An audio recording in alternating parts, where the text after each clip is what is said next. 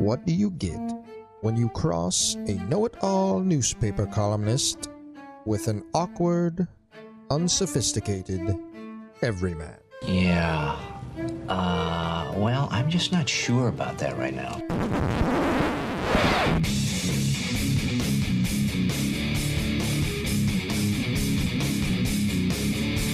Welcome to Couch and the Roo. Welcome to Couch in the Roo, presented by Skymint Premium Cannabis, inspiring people to look better, love better, smell better, just be better every damn day of their lives, and mostly feel better. And our Saturday morning show, brought to you by our friends at Firekeepers Casino and the Firekeepers iCasino and Sportsbook app. Download the app today, play the games we're playing. College football season right around the corner, and we'll be playing the lines on the Firekeepers iCasino and Sportsbook app every single week, along with my Premier League best bets, which never miss. So, Jason, how you doing, man? Peacock. 2 weeks, buddy. 2 weeks from now, college football is back. And really, Can't wait. less than that, there's like week 0 games. Yeah, but that's not really. That doesn't. I'm talking like high noon, big noon, Saturday, or whatever it's going to be now. The whole. I see everyone's excited about the switch too. The ecosystem is changing a little bit, and it's going to be fascinating to have all these national network games. I know people are upset about Peacock as a streaming service for some Big Ten games, and that's going to be a bigger deal in basketball. But if you get Fox at noon, CBS at 3:30, NBC at night, that's a hell of a package. Right. That's a really good deal for the. But what are for the Big Ten. concerns then? I mean, think I'm going to miss some certain aspects of stuff, but I mean, football is football to me, and I think people don't want to have to pay for another streaming service. But Peacock's not that expensive, and you probably pay for a certain tier to get Big Ten Network or other things already. A lot of things, like I know Amazon, from everything I've read, was in the bidding and bid enough to get a lot of the Big Ten package and was not given it. The Big Ten prioritized the networks. I mean, all you need right now is rabbit ears for most of the Big Ten biggest games with those 3 networks. So yeah, and I saw someone they were talking about like the app switching back and forth to the app is an issue, and I can totally agree. Yeah. As watching Major League Baseball and having the MLB app to switch around to games, it's not as crisp as cable. And I'm saying like it's 2022. Like, what is the delays here? Like, what are we doing? it'll be interesting because we a lot have of the technology, right? And a lot of these apps are struggling. Like, I mean, they're not making. I mean, they're trying to. Peacock. They're trying to make money on all these streaming services, and they're competing with each other. And cable's still best.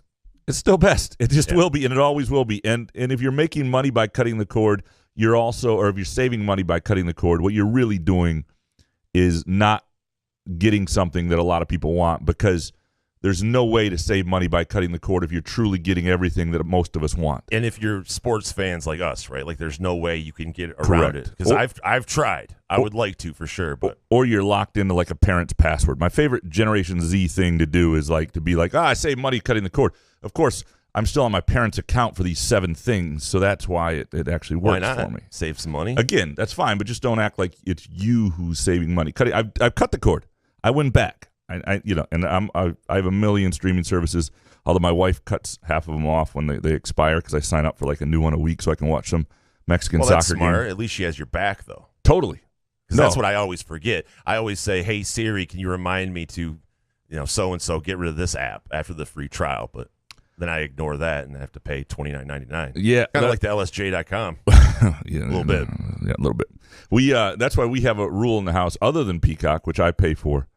Everything else, and that's because I bought it originally from Premier League Soccer a couple years ago, but everything else goes straight to her account. So she'll be working in the middle of the day. She'll be like, what is this trial run with French soccer? Like, this is $69 after this month? No, cancel. Pornhub, what the hell? Well, I try to keep those at my own account. That's Just, smart. Yeah. Get a P.O. box again? Yeah, just downtown Lansing. They don't, a few fake names and all that good stuff. We will get into the new Big Ten media rights deal through your Groovy Donut Twitter questions, which we're going to spend a day on. Some excellent stuff. A lot of them. We appreciate you guys participating as well.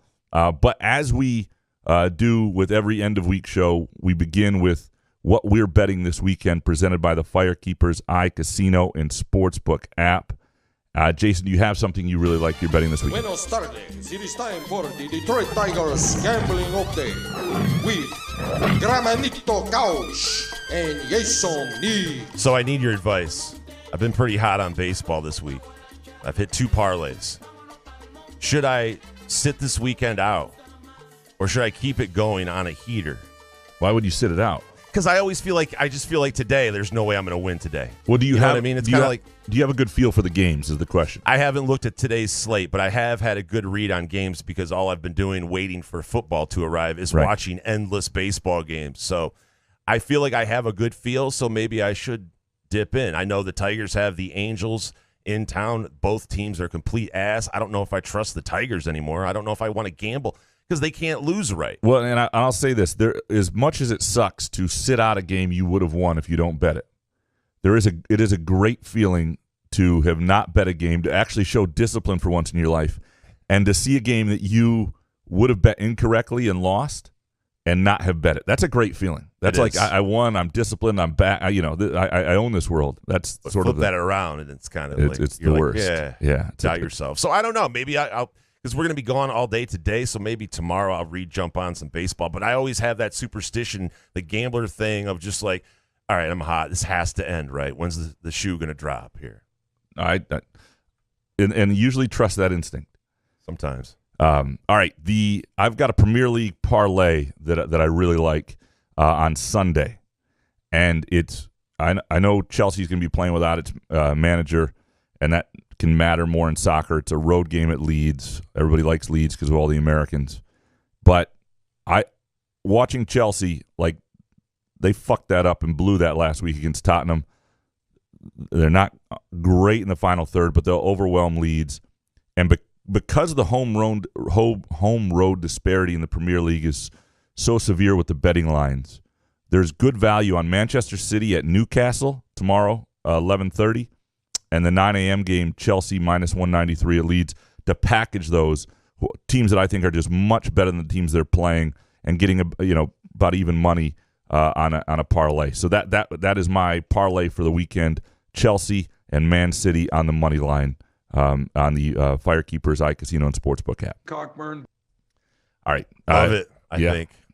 You gonna I heard it. You gonna jump in and Are you going to write these down and post them on Twitter for people that can't get all that? I'll put those two together today. Yeah. All right. Let's. You ready to dig into these Groovy Donut Twitter questions? Yeah, why delay this anymore, man? Absolutely. Eric Schultz up first. Did you see the Spartan Stadium survey sent to season ticket holders asking about stadium upgrades and whatnot? I'm all for better bathrooms and shorter concession lines, but I fear for a future where it feels like a pro stadium and they've priced out the common fan. Thoughts? I did see the survey. One of the things, my mother's still having my dad's old season tickets. She texted me the other day asking, like, how long they've been in the family, like, all these questions. And I'm like, Ma, just, you don't even have to respond if you don't want Make to. it up. She Yeah. feels like it's a big time obligation. The survey's been sent to me. I have to do it. It's a very much a baby boomer. It's nice of her. It is. So I'm always, but one of the things I like about those tickets still being in the family is I understand all the emails that you might miss covering a team that go to ticket holders go to my mom. And, she checks her email twice a day, once in a while. So, So your mom breaks news for you. breaks news. Yeah. Nice. I don't think they will. I think they're aware of, first of all, the backlash that they price people out when you've just signed this television deal. I think where people could get priced out is if there wind up being fewer seats as they create a more comfortable experience. Bigger games, you might see the secondary market get higher and higher if the demand grows. But if they haven't priced you out already with the sort of seat licenses and other things, I don't think it'll get that much worse. But I think that's the future. Like Eric says, he's scared of the future, but I think that's going to happen everywhere. But the money isn't the difference. The money is so much in television, and I'm not saying that they don't count on they count on the $5 million a year or a Saturday or whatever it is that comes through Spartan Stadium, and more than that with sponsorships. But just from the gate, I'm not saying that's not important. But it's less important. It's less a piece of the pie than before. By the way, you know what they do in the Premier League with it's unbelievable. Like over there, all the games that we're getting here, you don't get the 10 a.m. Saturday games, which is 3 p.m. over there, they're not on TV, any of them, not the Premier League, anything. And they do it because they want you to go to your local club. They want you to go to games. If you're in Torquay in the 5th division, that game is always going to be at 3 p.m., same time. So you get the early games and the late games. Those are the national games. You get the Sunday games. Can't you just have some discipline? What do you mean discipline? Why do they have to take it off TV to make you go to it? It'll make you want to go to see your own home team. Well, they want home those. club. They want to support soccer throughout. I mean, that's always been what they've done. And the reason it works over there for television money is that other countries like the United States pay so much for the television packages. And But what if you're a fan that just moved there and you can't see your favorite team's games? that's just the way it is. I just don't know how that's promoting soccer. You get a lot more games here than they do there. There's no question in their own country, which would be an interesting approach here. The problem is you would need other countries. You'd need like China to be like, we want a $1 billion Big Ten deal, and then you could be like, okay, but over here we're not going to put the games on, TV so people go to the games. But it's a different culture over here, and anyway, and we don't care if we don't have a minor league system or a club system throughout the ranks that we're trying to support. And Michigan State, frankly, doesn't care if Central Michigan does well. Otherwise, the Big Ten doesn't care. Otherwise, they wouldn't do all the things they've done with the Big Ten Network and whatnot. Next one from Eric. Are there any MSU football starters from a year ago that you expect to see significantly less playing time this season due to a transfer or the development of a young talent? It's a good question. For a while I thought a guy like Tyler Hunt would see a lot less at the tight end position, but when you listen to Jay Johnson, I mean, he singles out Tyler Hunt as playing at a really, really high level. And so we'll see. My guess is he plays just as much. I think if there's a place it'll be at corner, the Chester Kimbroughs of the world and the defensive backfield. I think where they've got depth and they've added some pieces there. That would be my best guess for places where guys won't play as much. Dominic up next. Why did the Tigers retire Lou Whitaker's number while you guys were off? Do you even fucking know what I went through? Matt Shepard for about a week sounded like Chad Latz sniffing Selena Gomez's panties. While Graham was eating scones, I was ready to put a spork in my eardrum. I was happy they retired Lou Whitaker's Shep's number. a good guy, though. Shep's a good guy. He's a good guy. He's a good guy. Yeah, And he's always there.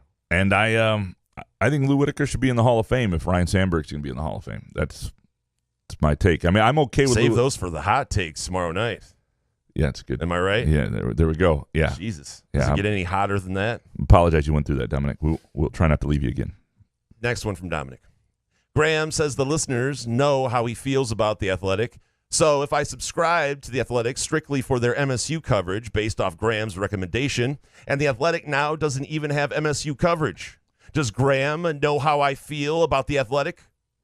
This is a fair question because I think what The Athletic's doing with Michigan State is a mistake. And if I'm going to be, we're nothing if not honest on this show. It makes you look amateur. I'm sorry if you're not going to cover Michigan State athletics. Well, but even from numbers you see, I don't know. From a business standpoint, I just think they're missing how it could be done well, and they don't understand why it didn't appear to work, and the dynamic they had with basketball with Brendan Quinn, and then Colton Pountian when he came in, and what they didn't let him do in hoops in terms of travel, and you cannot build a readership if you're not there, if you're not on the road, if you're not in that random elevator and with Tom Izzo at Rutgers, where you get a tidbit of information that becomes a column or a story or something for later on. You never know when those things are going to happen, and you never know when if you're not on the road, it's a mistake. And there's enough if you go. There's enough subscriptions to be had. They could have done well. It is a competitive beat with enough competence around it that it's a hard thing to come into. But yeah, I think it's a mistake, and I don't know how to. I won't use that line anymore. I still think The Athletic's a good deal, and I think they do a lot of good stuff. But I'm not going to tell an MSU fan who cares primarily about MSU coverage to subscribe to The Athletic. Next one from Dominic. The Groovy Donuts and Sky Mint combo is a cross-promotional dream and need to remain sponsors for good. That being said, Graham, when you were trying to tell me to wash down a red velvet donut with an apricot lime Halo Sport, were you able to sleep at night? Oh yeah. Yeah, I wouldn't give you any. Why would you not be able to sleep? Yeah, I was doing the same thing. So You still have some Halo sport. I saw a few. Yeah, it's like that. If for anybody who's Ponzi seen scheme? no anybody who's seen Only Murders in the Building, which is a really good show with Steve Martin and Martin Short and Selena Gomez on Hulu. There, it won in the early season 1. The way they get this person who works security at the building to give them information is they have to subscribe to her deal to Gut Milk, which is similar to Halo Sport. And throughout the rest of the show, you just see Steve Martin and Martin Short, and just randomly seasons later drinking Gut Milk. They've just got boxes of it everywhere, and that's the way my life is with Halo Sport. Free Ubers. Jay Riemenschneider up next. I've heard anywhere from $65 million to over $100 million per Big Ten school with this new media rights deal. Do you know the exact actual number, or is it not completely finalized yet? What you're seeing is a number that's going to change, and I don't know all the reasons for this yet. And at some point, hopefully soon, I'll talk to Alan Haller and get a feel for it. But in 2023 and 24, I believe it's closer to 65, and then by 2025, it's 100 million per school. So that's why you're seeing the both of those numbers out there right now. Next one from Jay. Why are so many calling Michigan at Iowa a 50-50 game? Yes, it's at Kinnick Stadium, and yes, it's a new year, but lots of the same players are back, and Michigan absolutely rolled them last year. Yeah, but I don't think rolling somebody helps you the following year. And is it a night game? Will it be announced a night game? Kinnick at night is different. weirdly a different game. And Iowa's a competent program. You never know when it's an Iowa year. And Iowa years pop up where all of a sudden they're a 9-10 win team here and there. Yeah, and the same reaction every year. All right. And, what are they going to do with it? On the road at Iowa, I absolutely think that's a 50-50 game. It's not like Michigan was overwhelming most teams. They're a really good team, but Iowa's not a bad program. On the road at Iowa, that's absolutely a 50-50 game to me. Next one from Jay. Are most of the different podcasters that cover the same team usually friendly with each other? They are, after all, competitors vying for listeners. Yeah, I mean, is that what we do? Do we vie for listeners? Yeah, I like I like a lot of other podcasts that, and some that are Michigan State podcasts, and lots of good people and colleagues, and we just have no reason to. I don't think not being friendly with somebody helps your audience. Like you're either doing a decent show, like we do a horrible show here, and yet some of you listen, and we really appreciate that. Yeah, we don't vie for listeners. But I can't tell you that there aren't better podcasts than this, because that would be a lie. Start a feud with other podcasts or something. I don't think you have to do that anymore. No. That's like an old radio thing. Yeah, there was that stuff in radio for a while, God, right? Yeah. Oh, God, yeah. New guy comes into town, and the morning guy doesn't like him or some shit, or the guy across town.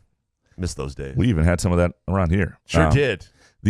By the way, back to Jay's previous question about the 50-50 game, Michigan-Iowa. Like, that's a compliment to Michigan. If you're talking about a road game in the Big Ten at a team like Iowa and you're 50-50 to win it, that speaks to where you are as a program. Is it really a compliment?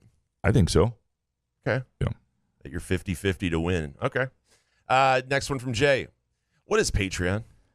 It's a way to donate or sometimes subscribe to a podcast. We don't know either. Yeah, we don't have it. We are. Stay tuned. We're not. We're always going to be free. Put it that way. But Jesus, stay tuned. Well, way to start it out. Yeah, it's not a good. Hey, by the way, this thing is going to be free. Fix that in post. But yeah, no, it's a way. A lot of people like to contribute to their favorite podcasts, and sometimes podcasts give listeners extras if they're Patreon subscribers. They'll do a podcast for just that group of people or something like that, and so it's a way to. We're do not that. looking to buy a mansion or anything. No, just to keep it afloat. Eric Larson up next. After Notre Dame, where do you see the next 3 schools added to the Big Ten? Kevin Warren just said he sees 20. Do they next head south to Miami or Texas? And from JD, who do you think the remaining 4 teams the Big Ten is adding will be? My votes are for Notre Dame, Oklahoma State, TCU, and Washington. So a couple things. I'm still a little confused about why they would add, and maybe there's value over time. And I know the length of this new media rights deal is 7 years. But if you don't, like at this point, if the deal is set in place, that it is what it is in terms of total value, and you add a team to that, all they're doing is taking a chunk of the pie from you. Like, I don't understand the value of adding anybody for the next until you're. So you look like a power conference? Does it I make guess you look so. more dominant? The other thing is, from what I've been told, the Big Ten will be very firm with the AAU deal, which is like 65 schools or so that are of certain graduate research and certain academic things. So the Oklahoma States of the world are out. Oklahoma, those schools, no chance. TCU, it doesn't add as a brand. Washington has some value. Oregon, to me, has the most punch out there.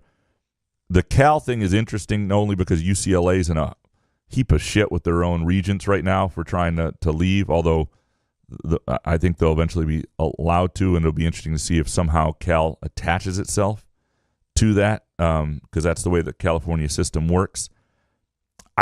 And Notre Dame seems to have settled on being a independent for a little while, so it's hard to imagine it's them. The ACC schools are stuck in a grant of rights deal that's going to cost them $500 million to get out of. So it's difficult to see what makes the most sense. Would somebody actually leave the SEC for a little bit more money and a better fit, a Missouri type in the Big Ten? And how much punch do they really add? I would say it probably goes west with Oregon and Washington. Is Stanford part of that? Is Cal part of that? If it's not Notre Dame, it's a good question. Where else? I would guess west, even if those aren't the best fits. JD up next. Which hypothetical injury would be worse to their respective team? Jared Horst for MSU football or Jackson Kohler for MSU hoops? What would you go with, the left or the tackle, or would you go with the freshman center? Well, what are we expecting from Jackson Kohler? So I guess I would go Jared Horst. Same. You don't have a lot of depth on the line. The line is, Horst has shown he's a good, high major football player at a position of need, and you don't know what Kohler's going to be yet at the and you don't know what the other centers are going to be. I could be wrong on that, obviously, depending on what Kohler is, but right now I would say you'd rather have Horst than Kohler. Next one from JD. Am I a dick for not caring much for the NFT tuck thing, despite it being for charity? Crypto is dying. Maybe we've let this tuck coming bit get to him too much. Yeah, I don't care about it either. I'm not a crypto guy. I wish I'd gotten in earlier and sold it when it was high, but I didn't do any of that, so I don't know. I just got in. Did you? Yeah, it's great. It's just, I'm like the king of this shit now. That seems like Sounds like I know what I'm doing. Jason Nick financial Totally. decision. Yes, totally. Especially 12 years ago. Ryan Rockwell. I've seen a few MSU football season predictions that have MSU losing to Maryland. Is there something I'm missing here? Maryland hasn't given me a reason to take them over MSU since they've joined the Big Ten. Well, I think part of what happens is you get, and I saw my friend Alex Hickey at Saturday Tradition picked MSU to lose a bunch of games. People are just doing predictions right now, and what seems like a sexy prediction? Nobody knows. Nobody knows shit. Nothing. And Maryland is often a decent team for about 4 weeks, and then the wheels fall off. Yeah, they'll score 62 on someone in week 2 or something. Yeah, and they pushed MSU in a few games. So that game is October 1st, so it's sort of on the cutoff line of when Maryland usually falls apart. Do they have that in them? Yeah, they can never sustain anything. Right? They've recruited well, but they don't seem to get anything out of it. I mean, I'm not saying it's not a dangerous game. It's on the road. The thing about the Maryland game is, again, basketball school. There will be in the D.C. area almost as many Michigan State fans at that game as Maryland fans, I think, unless they're off to some 4-0 start and it becomes a night game or something like that. But that's not a true road vibe either. So give me MSU. I think there are games that we perhaps overlook a little bit, like, I don't want to say overlook, but could be more dangerous than people think. Like Minnesota won 9 games last year and is a pretty seasoned program. Like that's not a gimme, even though it's a home game for Michigan State. The Washington game, they'll be undefeated still, given their opponents, new coach. They might feel pretty good about themselves. Defense might be pretty all right. Like that's not a gimme. Those are games that something could go wrong. Maryland too, I guess, but I would put those two ahead of Maryland. Ryan Rockwell up next. Any idea what drugs the Browns front office uses? If it made them pay $230 million for Deshaun Watson, they need to pass that stuff around. Even before the scandal, I didn't think he was that great. Yeah, one of the great things about Skymint is it will not make you spend $230 million. Why did drugs get the blame right on some of this stuff? Yeah. You know? Drugs make you make good decisions sometimes. It's a weird deal. I would have zero interest. And if I were to buy the Browns today with $230 million, or not more than that, it costs a lot more than that. Yeah, but if I decimal in a billion. If I would buy the Browns today, I would get rid of Deshaun Watson tomorrow, even if it hurt me. First of all, I don't think that's why you don't own a team. I don't think he's that great. He's had 2 ACL tears. I just couldn't imagine. He's great when healthy, though. But I can't imagine wanting that guy to be. I mean, This is the quarterback position. It's one thing to take a chance on a defensive end guy or a receiver or whatever. This is the guy who's the face of your franchise, and you're telling. And you knew about the allegations. Yes. You made him the first guaranteed money player of $230 million. And it's asinine. And it's made me, and I'm sure he would have taken less than that probably. There are other people, and I know people feel differently, but there are other people I guarantee also feel like me. I will root against him and the Browns. Like, as long as he's the quarterback of the Browns, they went from being a team that I sort of like, I'd like to see that franchise do okay, to fuck them. I just assume, You creep. Yeah. Oh, weirdo. Ryan Rockwell, what changes have you guys made in your lives to combat inflation? Zero. Yeah. Have you made any? No. I've been buying more than ever. Yeah, I mean, it's the Rube way. More, I eat more Groovy Donuts than I used to, perhaps. But the inflation really hasn't hit Groovy Donuts. They've done a nice job of making Groovy Donuts still for the people. Which, by the way, this weekend at Groovy Donuts, they have their special Pothole Donut as the featured donut of the week. It's a light, fluffy yeast donut topped with chocolate icing, Oreo crumbles, and peanut butter drizzle. These donuts are selling fast, and so be sure to place your pre-order. Go to groovydonuts.com to place a pre-order. Although if you get there early in the morning, they'll always have some. And go to Groovy Donuts on Lake Lansing Road in East Lansing or in Williamston. And again, groovydonuts.com is the best way to make sure they have your donut when you get there. They're open 7 a.m. to 1 p.m. That's Thursday through Sunday. I mean, Zion was a big deal because he was a huge guy, and I just broke my chair. Ron Quixote up next. Over under 1.5 touchdowns scored by MSU freshmen in 2022. Ooh. How many freshmen we got here? Yeah, I mean, you're probably looking at Jeremy Bernard at the receiver.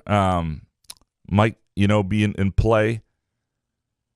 But otherwise, I'm guessing you're not looking at true freshman receiver. You're not looking at tight end. You're not looking at running back, probably.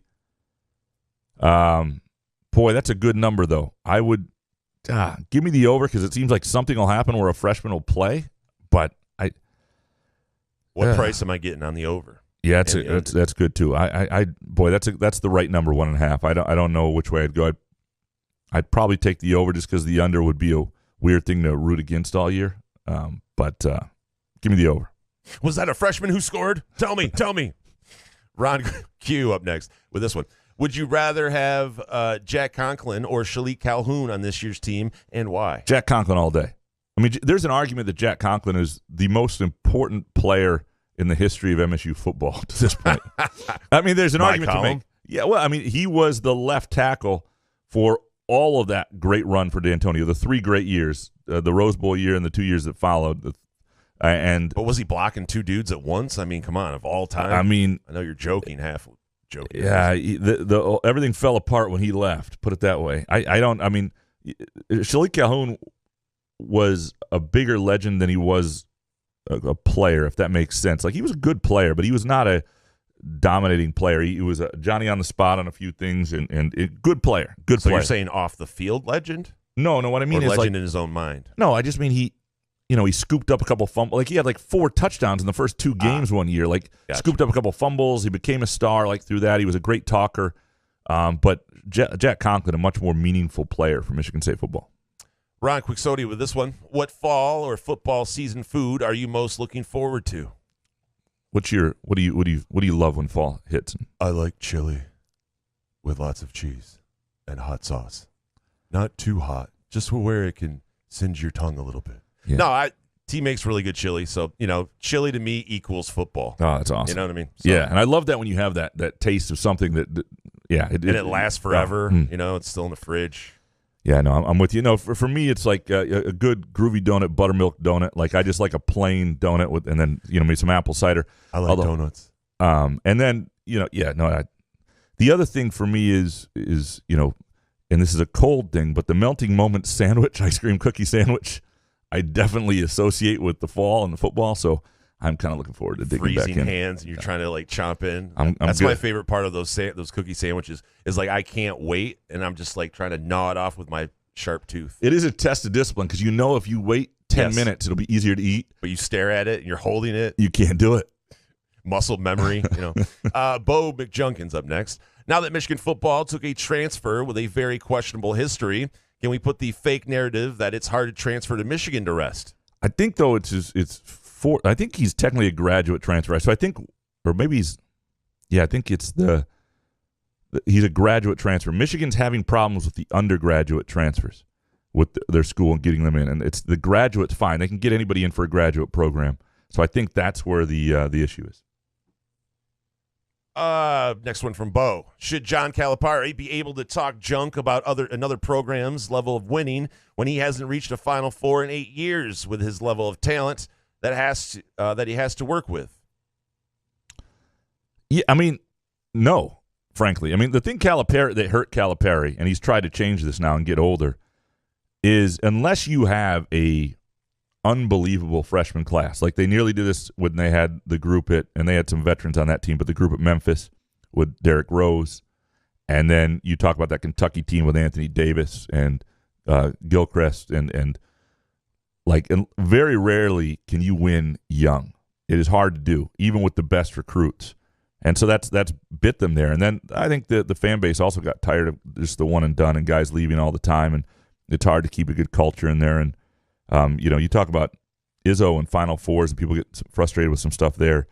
At Kentucky and Calipari, I mean, nobody there I don't think would be upset if he left because they know they can, with that brand, they can get another great coach. Next from Bo McJunkins. Do you tip for carry out or basic services? Everyone is flipping around at this little iPad these days for a tip, even on the most basic service. Don't want to be a dick, but should I tip for a carry out Subway sandwich? What do you do? What's your tip? It's funny Bo brings this up because we have a Subway in Ovid, and when T's out of town, I have to go there a couple days because I have to eat. And they do this tip thing, and like the cashier can see it now, and I'm like, it's in town, so I overtip because I don't want these ladies mad at me or whoever's working. So I tip 25%, but yes, I understand what Bo's saying. Like, why do I have to tip on this kind of service? Why isn't Subway paying more an hour or something? So, but I generally do tip anyway. A couple bucks or something. Just to kill the awkwardness. I just went through this in England where it was the complete opposite, where they don't expect tips. And when you do tip, it's a pain in the ass sometimes. Like everything they do there is just the tap of the card, and they don't, insert the card or swipe the card or anything like that.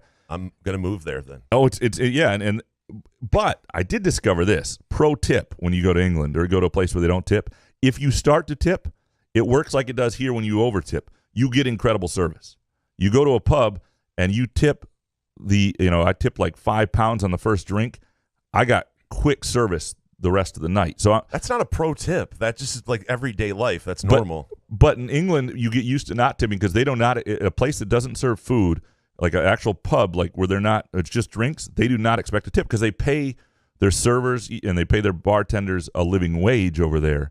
So it's not a tip culture. But to me, yeah, no, I'm with you. I always tip. I just like a dinner like that though, or if you're at a pub, I mean, it's easier. But if you're going to get a Subway sandwich, and you're like, all right, and it's like a donation now. To me, it'll depend a little bit on the level of service at a place that's not a customary tip. If you are incredibly engaging and do what I think is a great job at making my sandwich, then I will tip you. If they spin the iPad around, just yell, inflation, and then they'll spin it back around, walk out. Bo McJunkins, what is the point in hiring an independent arbiter if you're going to fight their decision? Make up your mind, Goodell. That was beautiful. That is beautiful what the NFL did. You know who Deshaun Watson plays his first week back? Texans. At Houston. Yep. Because I saw the 11 games. I'm like, 11 games? That's an odd number.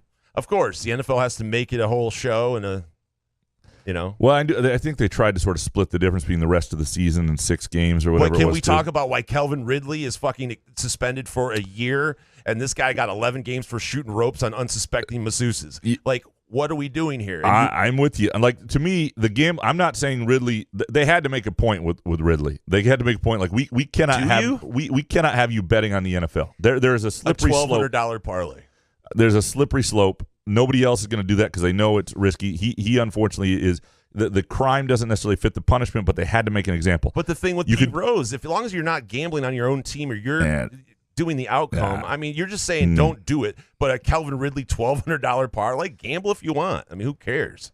Yeah, I'm still amazed he got caught. But the other thing is, well, when you announce it on Twitter, well, that's a problem. Don't do that. Don't be dumb. By the way, going back to Bo's thing about basic services, like. Somebody comes over to fix or fix your air conditioning or something like that. I often tip the if people are there for a while and they're working their ass off. I often tip like $20 beyond the cost of things with cash. I just think it's a nice. Ooh, Rockefeller.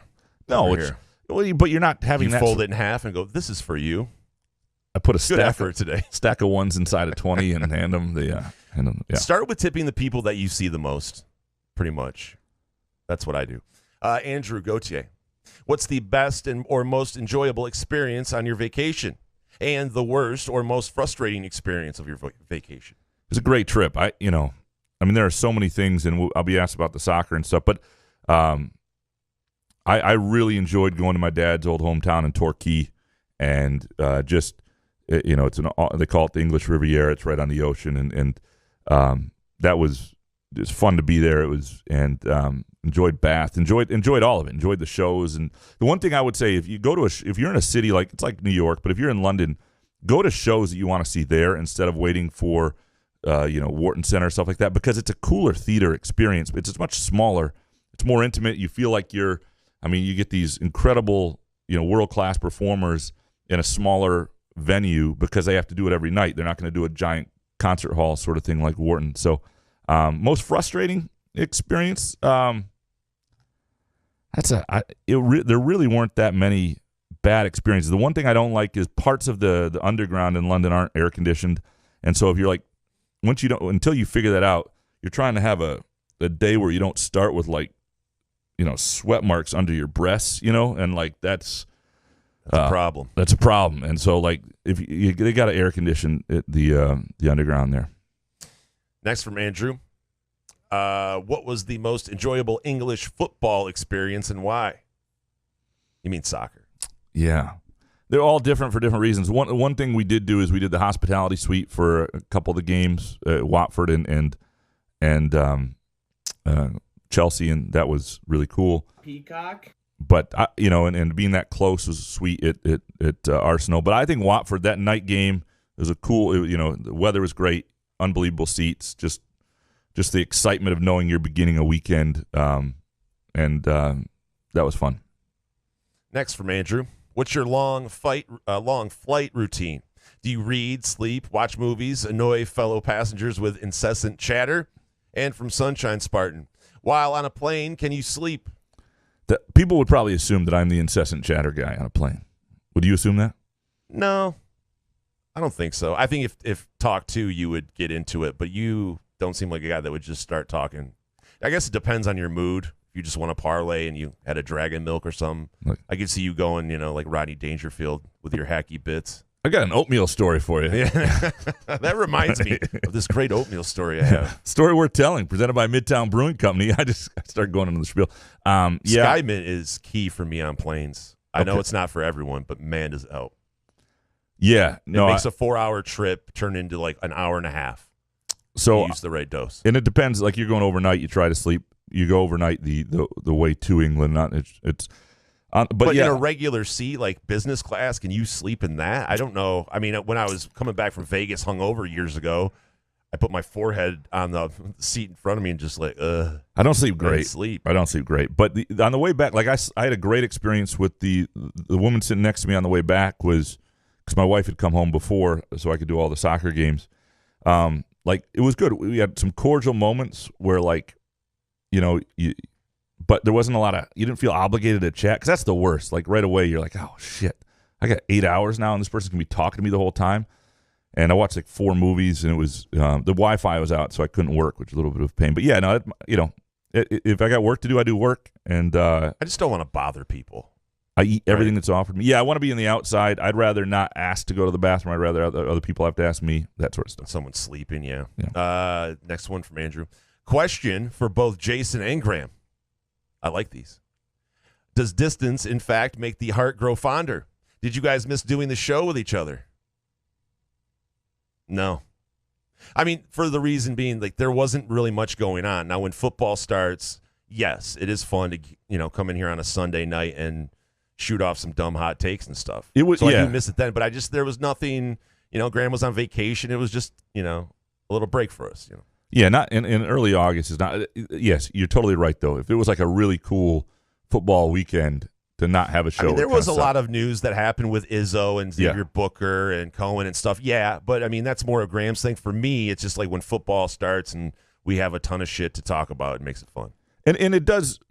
I mean, I was looking forward to the show when I came back. So sure. It's not like it. Yeah. So in a sense, I'm saying when we got back to doing it, yes, I was like, oh, okay, cool. But during the break, I was like, this is nice. Sunshine Spartan. Would you prefer Lions making the playoffs or Michigan State basketball making the Final Four? Well, I think for everybody, it's your own preference. Like, what's your team? Everybody, you may be a fan of 4 or 5 teams in college and pro, but you have teams that are your preference. Like Lions for you, right? Yeah. Yes, for me, and so I think that's where what would be a bigger deal? I think the Lions in the playoffs would be a bigger deal for most people just because it's been so long. How are they getting into the playoffs? Do you sneak back in like 9-7 Caldwell and shit? Yeah, I mean, that's true. Or are we, impressing people with the play? I don't know. Yeah, and I'll take that back in this sense. If Michigan State's on a run where it feels like they may win the national title and they get into the Final Four and there's a real buzz, or where they beat beat Duke to get there, I think people would be pretty more jazzed about that. Sunshine Spartan. What are the chances the Tigers talk to Theo Epstein for GM? They ought to, but they won't. It better be 100%. Why wouldn't you? Because Chris Ilitch I don't think he's very bright. I understand that, but I mean, there would have to be someone there, like, I think we should give him a call. If he hangs up on you, fine. And if Ilitch wants to change how he's perceived right now, hire Theo Epstein. That would do it. It'd be like, oh, wait a sec, he's serious. He realized he screwed this up, and just a normal move you should make, and it makes you look like a genius. Well, that's You're serious now, right? Kurt Wisniewski, what MSU football coach has surprised you with their comments? I've only been back for Jay Johnson, and there have been. I've read some of the stuff, but like what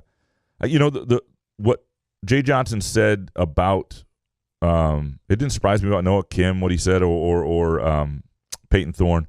But the Tyler Hunt comments were interesting because when I look at the tight end position, I thought, well, this is Malik Carr's year maybe. They bring in Daniel Barker, the transfer from Illinois, who's kind of a prototypical skill set.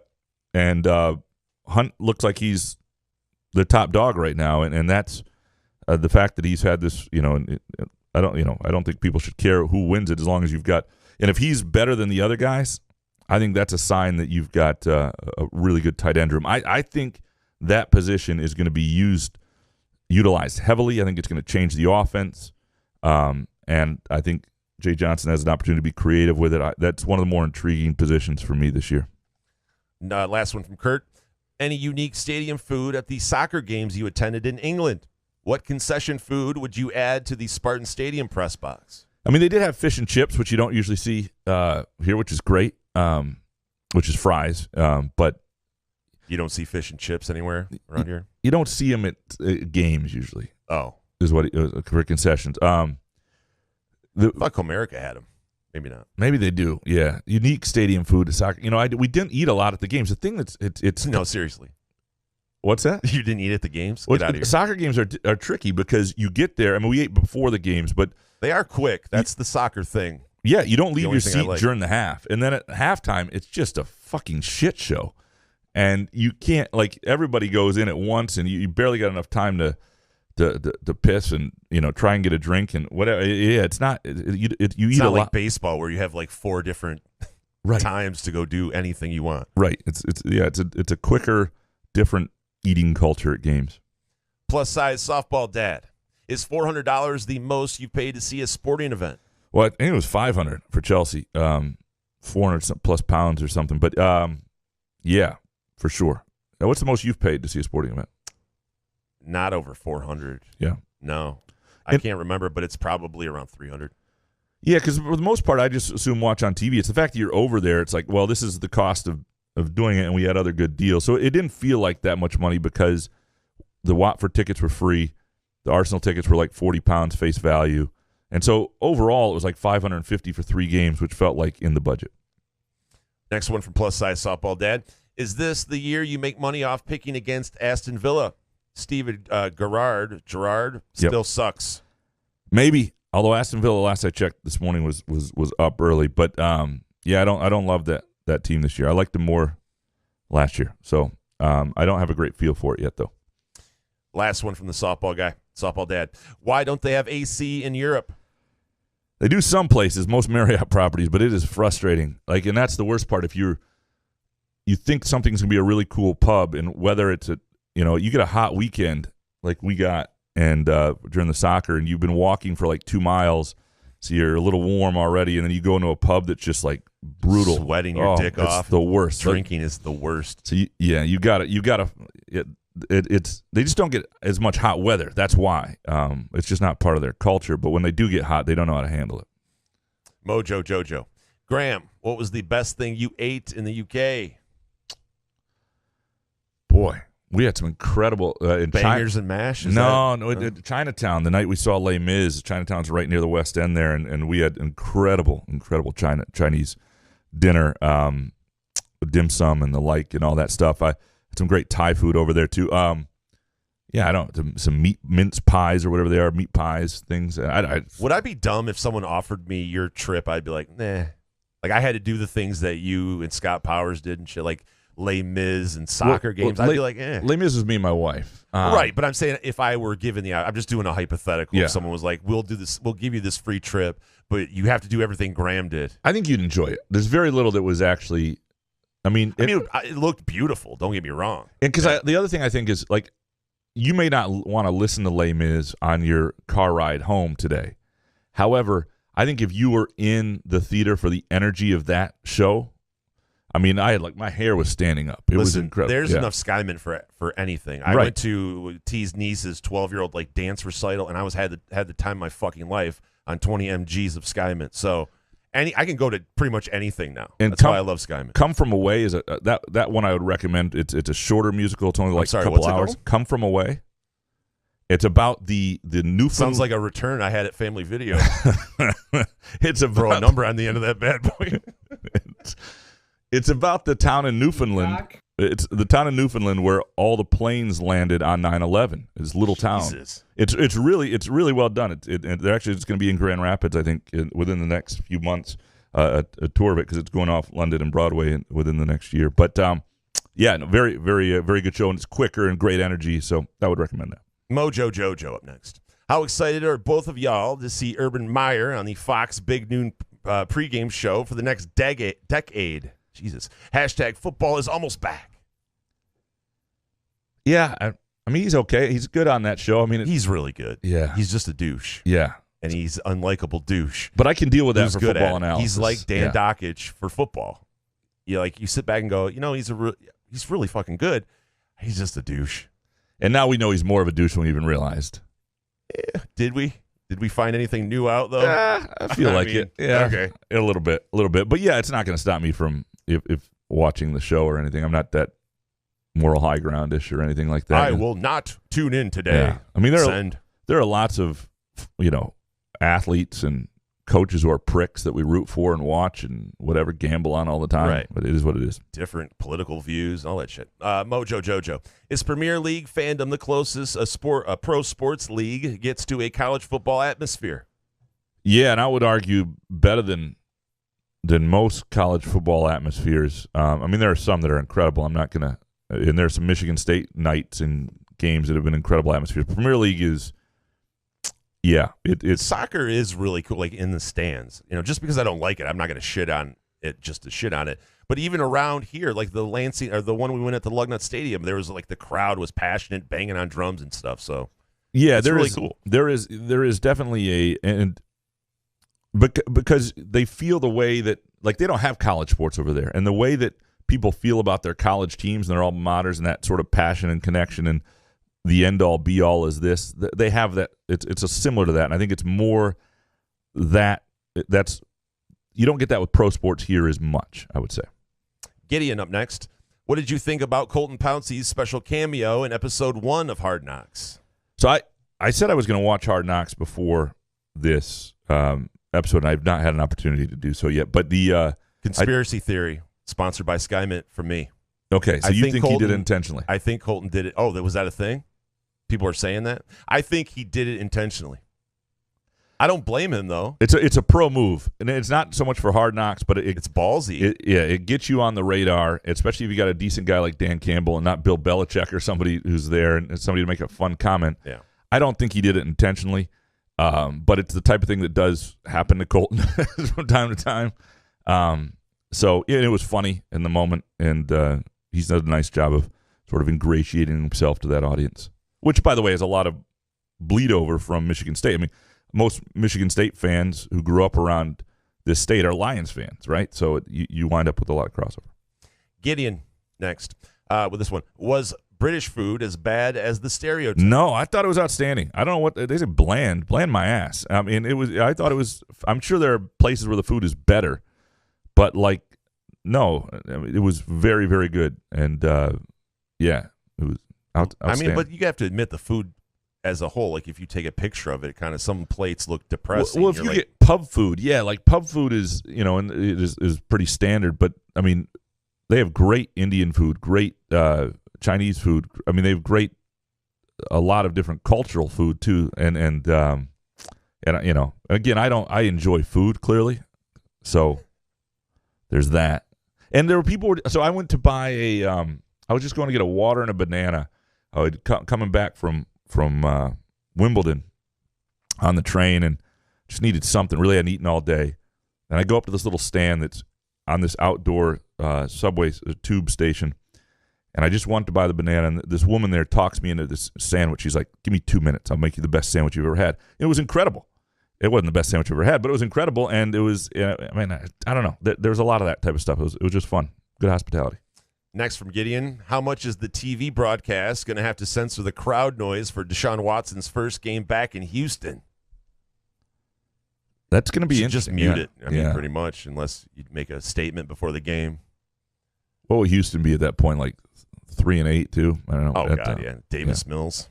Yeah, it's going to be bad. Still talk shit about a guy shooting ropes, though. I mean, it's kind of weird. Gavin Haas, what team on the schedule is most likely to upset Michigan State? So when you think of it like that, it's got to be a game that Michigan State will be favored in.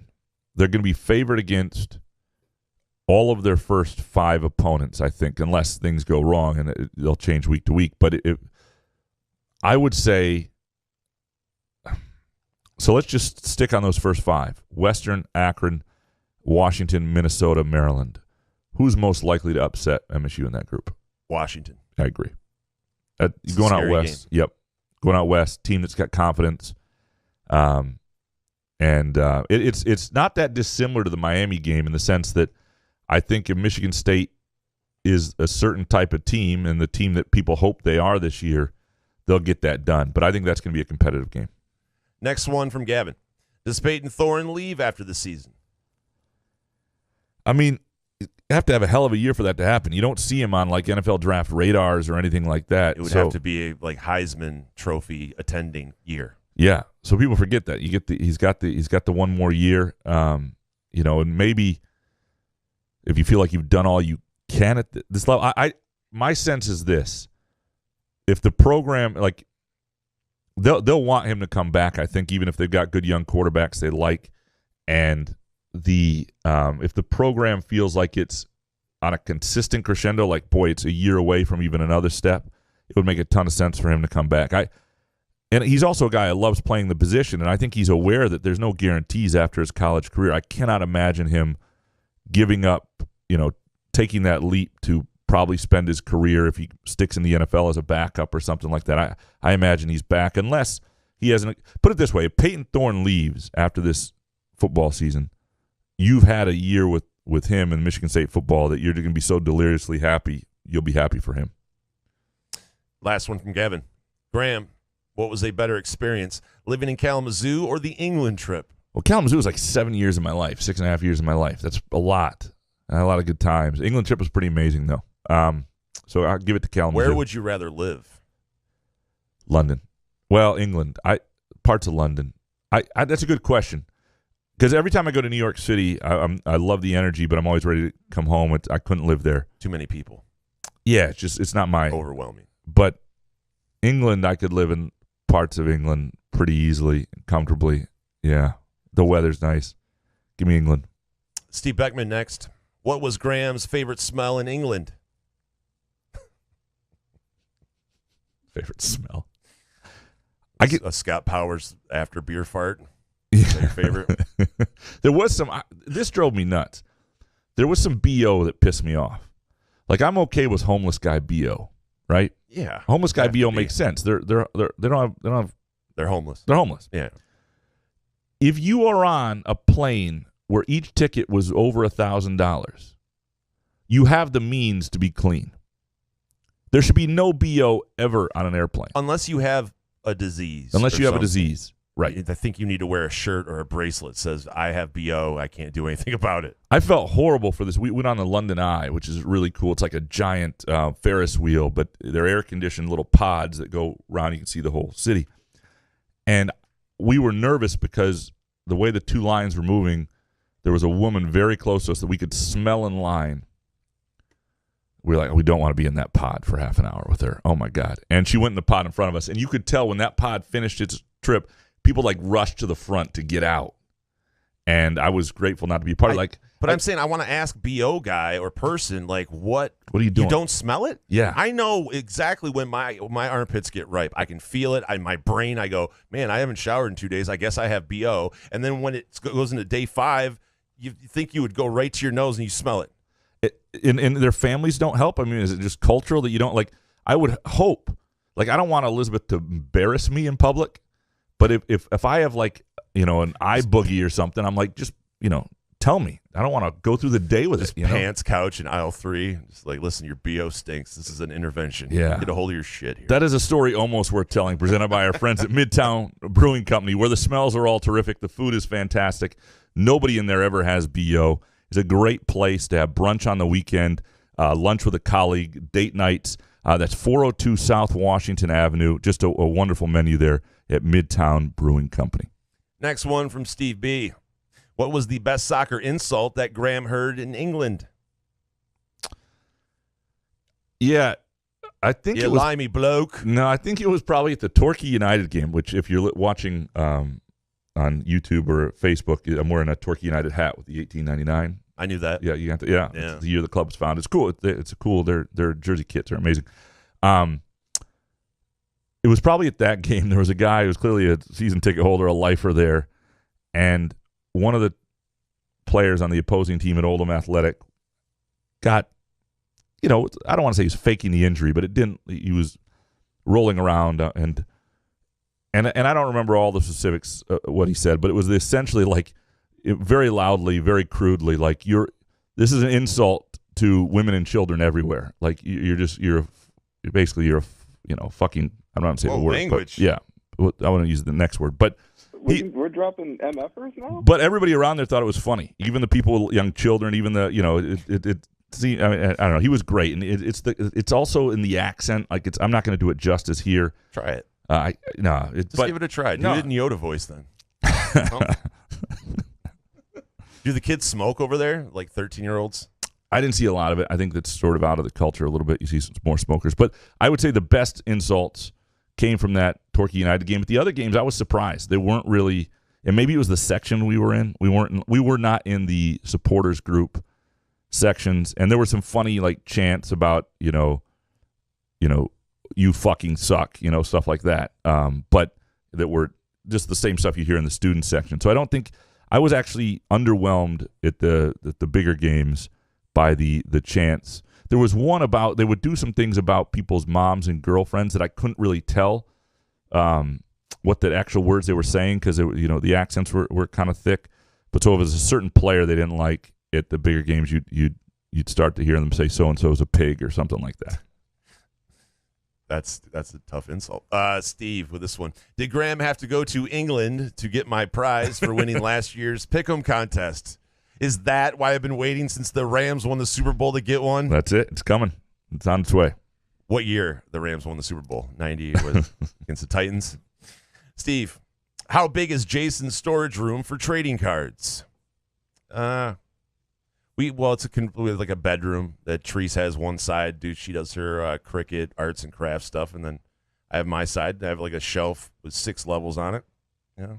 Do you guys hang out rid there? of stuff. You guys hang out in there together? We hang out there like every night. I got a TV in there with the MLB Network. We fire that on, and she's been working on this art show thing. So sounds like a great way to co-present. It's the greatest. It really is. I love the craft and card room. And by the way, one of the things I think is the key to any good relationship, marriage, whatnot, is the ability to co-present while doing your own thing. Co-present? Basically, hang out together. Oh, be present. I see. Yeah. But you're not really doing the same thing together. But you're in the same room. You're working together. You're doing something. You're doing your own thing, but you're around each other. She's and not you enjoy staring at me shuffling through cards. Right. Yeah. Next one from Steve. When will Doug Warren join the show again? We'll have him on at some when point. When Graham gets you your prize. Well, that'll Doug happen. Deliver it to you. That'll happen before Doug's on. But certainly we'll do something with the Lions and Doug because that's where his expertise lies. And so we'll have Doug on at some point when the Lions start playing. Chris Eastlick, Rube, please read these consecutively before Graham can respond. Do I tell him how to do weather? What is this shit? 1, how should I feel, Graham saying he falls asleep to the sound of my forecast? That's quite the visual. 2, how should I feel about that visual, knowing later in the show, Graham described himself falling asleep in his chair with a shirt that was too short, allowing his gut and rib cage to be exposed. And 3, Graham, does your wife know about this weather bedtime routine? She does not. Yeah. The rib cage is, I gave my wife a hug the other day and almost injured her with my rib. The rib cage thing is real. It's not just that I'm fat. Like I almost hurt her with the rib cage, and I've lost like 7 pounds on the trip, so the rib cage sticks out even more. If I was like a starving child, it would be. I mean, you would even like where you see. I don't want to. This is a bad analogy. Sorry. Let's move on. Anthony Armour. After Friday night, Tigers are top 5 in ERA since July 21st. Is this season the most depressing, terrible season? How is no one in the media taking manager partner Chris Ilitch to task about the Tigers? Yeah, I do think I think you're starting to see some criticism of him. And I saw a column, I can't remember who wrote it last week about that. And Lynn Henning had some stuff about, look, he's not even. Oh, yeah. He's like 1/7 the owner. He's just sort of the face. Wish the others would step up but why would you? I would rather have no one know who I am. If you're gonna, if one of the family members is gonna run the team into the ground and people are gonna hate him, I'd be like, well, that family needs to figure out, do they want to own the team? And if they don't, they need to sell the team. They make tons of money off that team, so I would think, right? Yeah. Why would you not want to? You'd make tons of money selling the team too. Right. It's like the Ford family. The Ford family is never going to sell that team. No. But it's printing money. To the Ford family's credit, like I don't think it's being cheap that's cost the Ford family. It's incompetence. It's loyalty. Yeah. But I can this whole thing. If you're an owner, I can deal with that. It may frustrate me, and I'm not giving the Fords a lot of credit, but I can deal with incompetence more than I can cheapness out of an owner. And that's where I'm worried about Ilitch, and we'll see who he hires and what they do here. I do think if he does not hire pay to get a GM and they don't make some moves this offseason, I think the criticism needs to come flying like not fast. Offering Carlos Correa like $400 million. Yeah. I don't blame him. I wouldn't have done that either. Right. So Anthony Armour, either of you been catfished? R.I.P. Lene Kukua. Have you? Yeah, we watched this last night. What do you think Manti Te'o? I felt really bad for Manti Te'o, like throughout the whole thing, like what he went through, and in the age of social media in the 2011 around that era where you would just instant react. I know people still do it, but not as much as they did back then. So I felt bad for Manti Te'o for sure, but the other person that did this to him, and I've never been catfished because that's like the only Rube thing, like one of my things I have. I can sniff that out with the dating app back in the day before I was married. My wife thought I was being catfished in England because somebody who's a listener to the show who works at the U.S. Embassy, and I mentioned this in the last show, reached out and basically, said, if you'd like a tour of the embassy. What a long way to go. Yeah, and she didn't think the first thing she said to him is, "I'm just glad you're real." I was like, that's when I heard you say you liked the show, I knew this had to be fake. But no, I mean, it was pretty easy to figure out the fakes. But Kevin from Rochester Hills, is Manti Te'o the biggest fraud ever to play the college football? I mean, he was a great college football player, not Excellent. a great NFL guy. His career was derailed by this person. Yeah. Right? I mean, he went in the second round. He was a monster. He was in the voting for Heisman Trophy, even though it was kind of a weak class for it. But yes, was he naive? 1,000%. But this person, the way they were doing things to him, I understand how you could fall for it at some aspects. And he's a very religious, normal kind of guy that doesn't see a lot of the weirdness in life. So I left it going, man, I really feel bad for this dude. Yeah, and I felt bad even at the time. Of course you did. Yeah. Riding in on a white horse. Hey, guys, I think we should just pump the brakes on this Manti Te'o thing. But Deadspin was involved. Have you seen it? No, I've not seen it yet. Oh, you're going to get angry at the Deadspin guys. Yeah. I hate the Deadspin. I hate Deadspin as it is. These the old two, Deadspin. Yeah. Fuck Deadspin. Like, I wish I'd had the courage and paid attention more late in Deadspin's run before, thankfully, they were, ruined by corporate greed, and they're one of the few places I'm happy about that. And they did some good work, but you can't be a bully and do some good work and that be okay. And they were a bully. They hit a level to where there's no going back. They would just fuck with people. And eventually I was like, once I started realizing it, because a couple people came after me a couple times, and they started coming after colleagues, I was like, whoa, let's do this. Like, fuck you. Like, let's have this argument. Like, we can go toe-to-toe on social media. We can call out, like, why don't we, fuck you. Dude, fire that tweet out right now. You're not going to be a bully to me. No, I did that. that. No, I went after the former managing editor, pretty hard in an email to Deadspin years ago.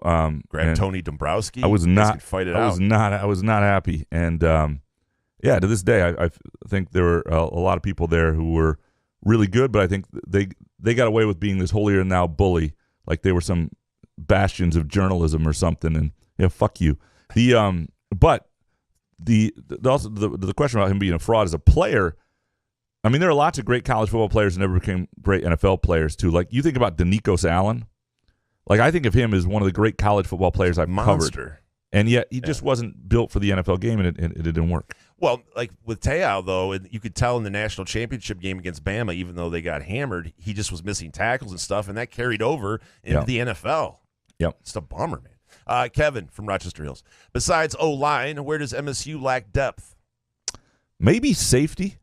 I would say there. That might be a place. Otherwise, I think they've got pretty good depth throughout. At linebacker, certainly now. Maybe on the edge, defensive end, and give me defensive end and safety be the other two positions. Steve, thanks for Tigers betting tip prior to vacation. Are you still on the bet against the Tigers train through the end of the season? Selectively. I mean, no. And you don't have to worry about Turnbull anymore. Not Turnbull. Schoolball. One of the guys, who's never has just had his arm amputated. But on certain nights, yes, I pay attention, and I've lost some on the Tigers here and there too, because they'll show up and have a day. But overall, I've done, and I didn't bet at all on England because the games were starting when I was going to bed, so I wasn't paying attention for the 2 weeks I was gone. If the Tigers are playing a good team, that's when I would jump on. Right? Yep. Yep. It's not the Angels are ass. Not doing it with the Angels. All right, Nick Palmer, have you been impressed by Hard Knocks? Haven't seen it yet. Looking forward to it. Have you been impressed by it? Yes, because it woke up my inner fandom for a Lions fan. I'm like, I'm ready to have my heart broken again. So, yeah, the first couple episodes, I know Campbell's one of those rah-rah guys, but I love the way the players react to him. So, I don't know. I mean, what else am I supposed to do? I have to be excited about something. I can't be dead inside forever. It's garbage. I hate it. Nick Palmer, What's the first 3 moves the Tigers have to make this offseason? They got to get a GM, but to me, they've got to get a fear bat, so to speak. The Gary Sheffield, the type of player He's kind of old now. I know, they don't, not him himself. Oh, but they've got to get somebody that pitchers fear at the plate, that is so good at the plate that the people who bat behind him benefit then as well, and it makes your whole lineup better. Like, they need that guy, regardless of position. They need to go out and get that guy. They need to have a come-to-Jesus meeting with Miguel Cabrera and say, this has been great, but we have to find a way to not have you on a roster next year. You don't think he can DH for home games? Yeah, but you can't put him at 4, like in the batting order. No. He's got to bat 7. I mean, you have to have a conversation that he knows what's going to happen next year. Like, this was your season. You broke records. We love you, but you're not going to be a main part going forward. He knows that. He does, but I think he can play and bat. I think Miguel Cabrera still batting 7 is not bad. But you just got to make sure you do that. You can't have him batting 4 or 5. Depends on who's hitting around you. Like Pujols with the Cardinals, he's doing that because guys are raking, or an Arenado and Goldschmidt. So we don't have anyone like that. And you're going to have to go sign. I mean, you got a number of pitchers are still out. Like, you're probably going to have to sign another arm. But to me, you need a bat that just How about a new strength and conditioning coach? I've never seen injuries on a baseball team like a football team. It's crazy. Yeah, no, it's yeah. It's been incredibly frustrating with the pitching, and it just feels like anybody after watching this who would ever build through pitching rather than drafting bats and signing pitchers, I won't understand it. Now, I'm not saying you can't sign or draft pitchers 2nd, 3rd, 4th round, but when you get a top 10 pick, that should be the best bat available. It doesn't help Torkelson's down in Toledo. They're just batting $179 or something. Nate Breen, excuse me. More yards. Keon Coleman receiving, or Jalen Berger rushing. More interceptions, Thorne or the defense? Let's take a quick break and do this after we get back. Keon Coleman or Berger, Thorne or the defense? Couch in the Rube, presented by Skymint Premium Cannabis, and our Saturday morning show brought to you by our friends at Firekeepers iCasino and Sportsbook app. Firekeepers Online Casino and Sportsbook is the site to play. Get your Vegas on right now from your phone, tablet, or laptop. All the hottest slots and tables, plus sports betting featuring in-game wagering. Download the app at firekeeperscasino.com. Go with the name you know. Firekeepers. Terms and conditions apply. Must be 21 or older and located in Michigan. Gambling problem? Call the Michigan Problem Gambling Helpline at 1-800-270-7117. Where else can you cheer on your team, enjoy a mouth-watering burger or savory sushi, sip on handcrafted cocktails, or one of 46 beers on tap? Take your game day or date night to Cask & Company Kitchen Bar or Front 43 Neighborhood Pub near Frandor. 2 amazing places with 1 awesome blended modern American-Asian menu. Catch the game on one of 30 60-inch TVs or stop in for the all-you-can-eat lunch buffet. Enjoy happy hour or elevate your night out at Cask & Company or Front 43 on East Saginaw in Lansing. Wherever you are on your cannabis journey, let Skymint Premium Cannabis be your guide, your friend, and your place. Whether you're curious about cannabis or a seasoned connoisseur, Skymint's knowledgeable staff will help you with a vast selection of products to choose from to fit your needs. Skymint believes access to the best cannabis helps people do good and feel good, so they grow it right here in Michigan, giving you high-quality, locally grown cannabis at highly accessible prices. Visit skymint.com for special offers and location information throughout Michigan, and use the promo code CouchAndRube20 for 20% off your first visit. Skymint Cannabis. You'll love this place.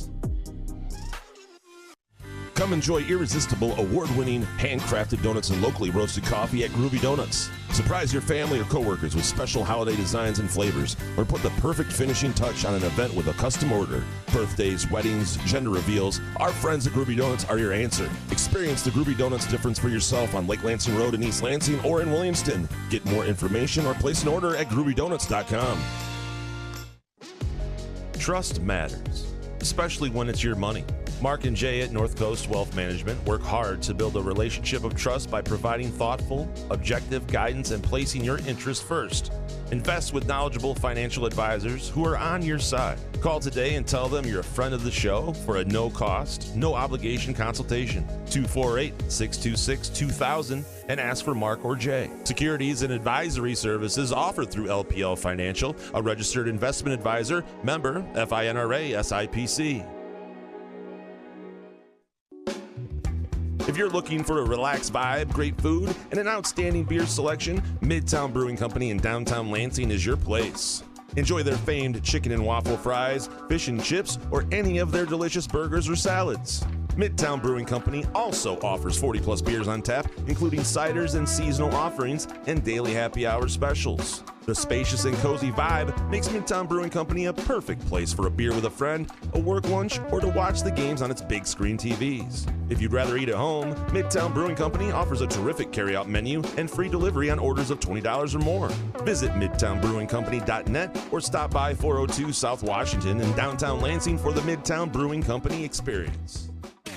Find Couch in the Rube podcasts on Spreaker, iTunes, iHeartRadio, Spotify, YouTube, Facebook, Google Podcasts, CastBox, and the Rube's favorite podcast addict.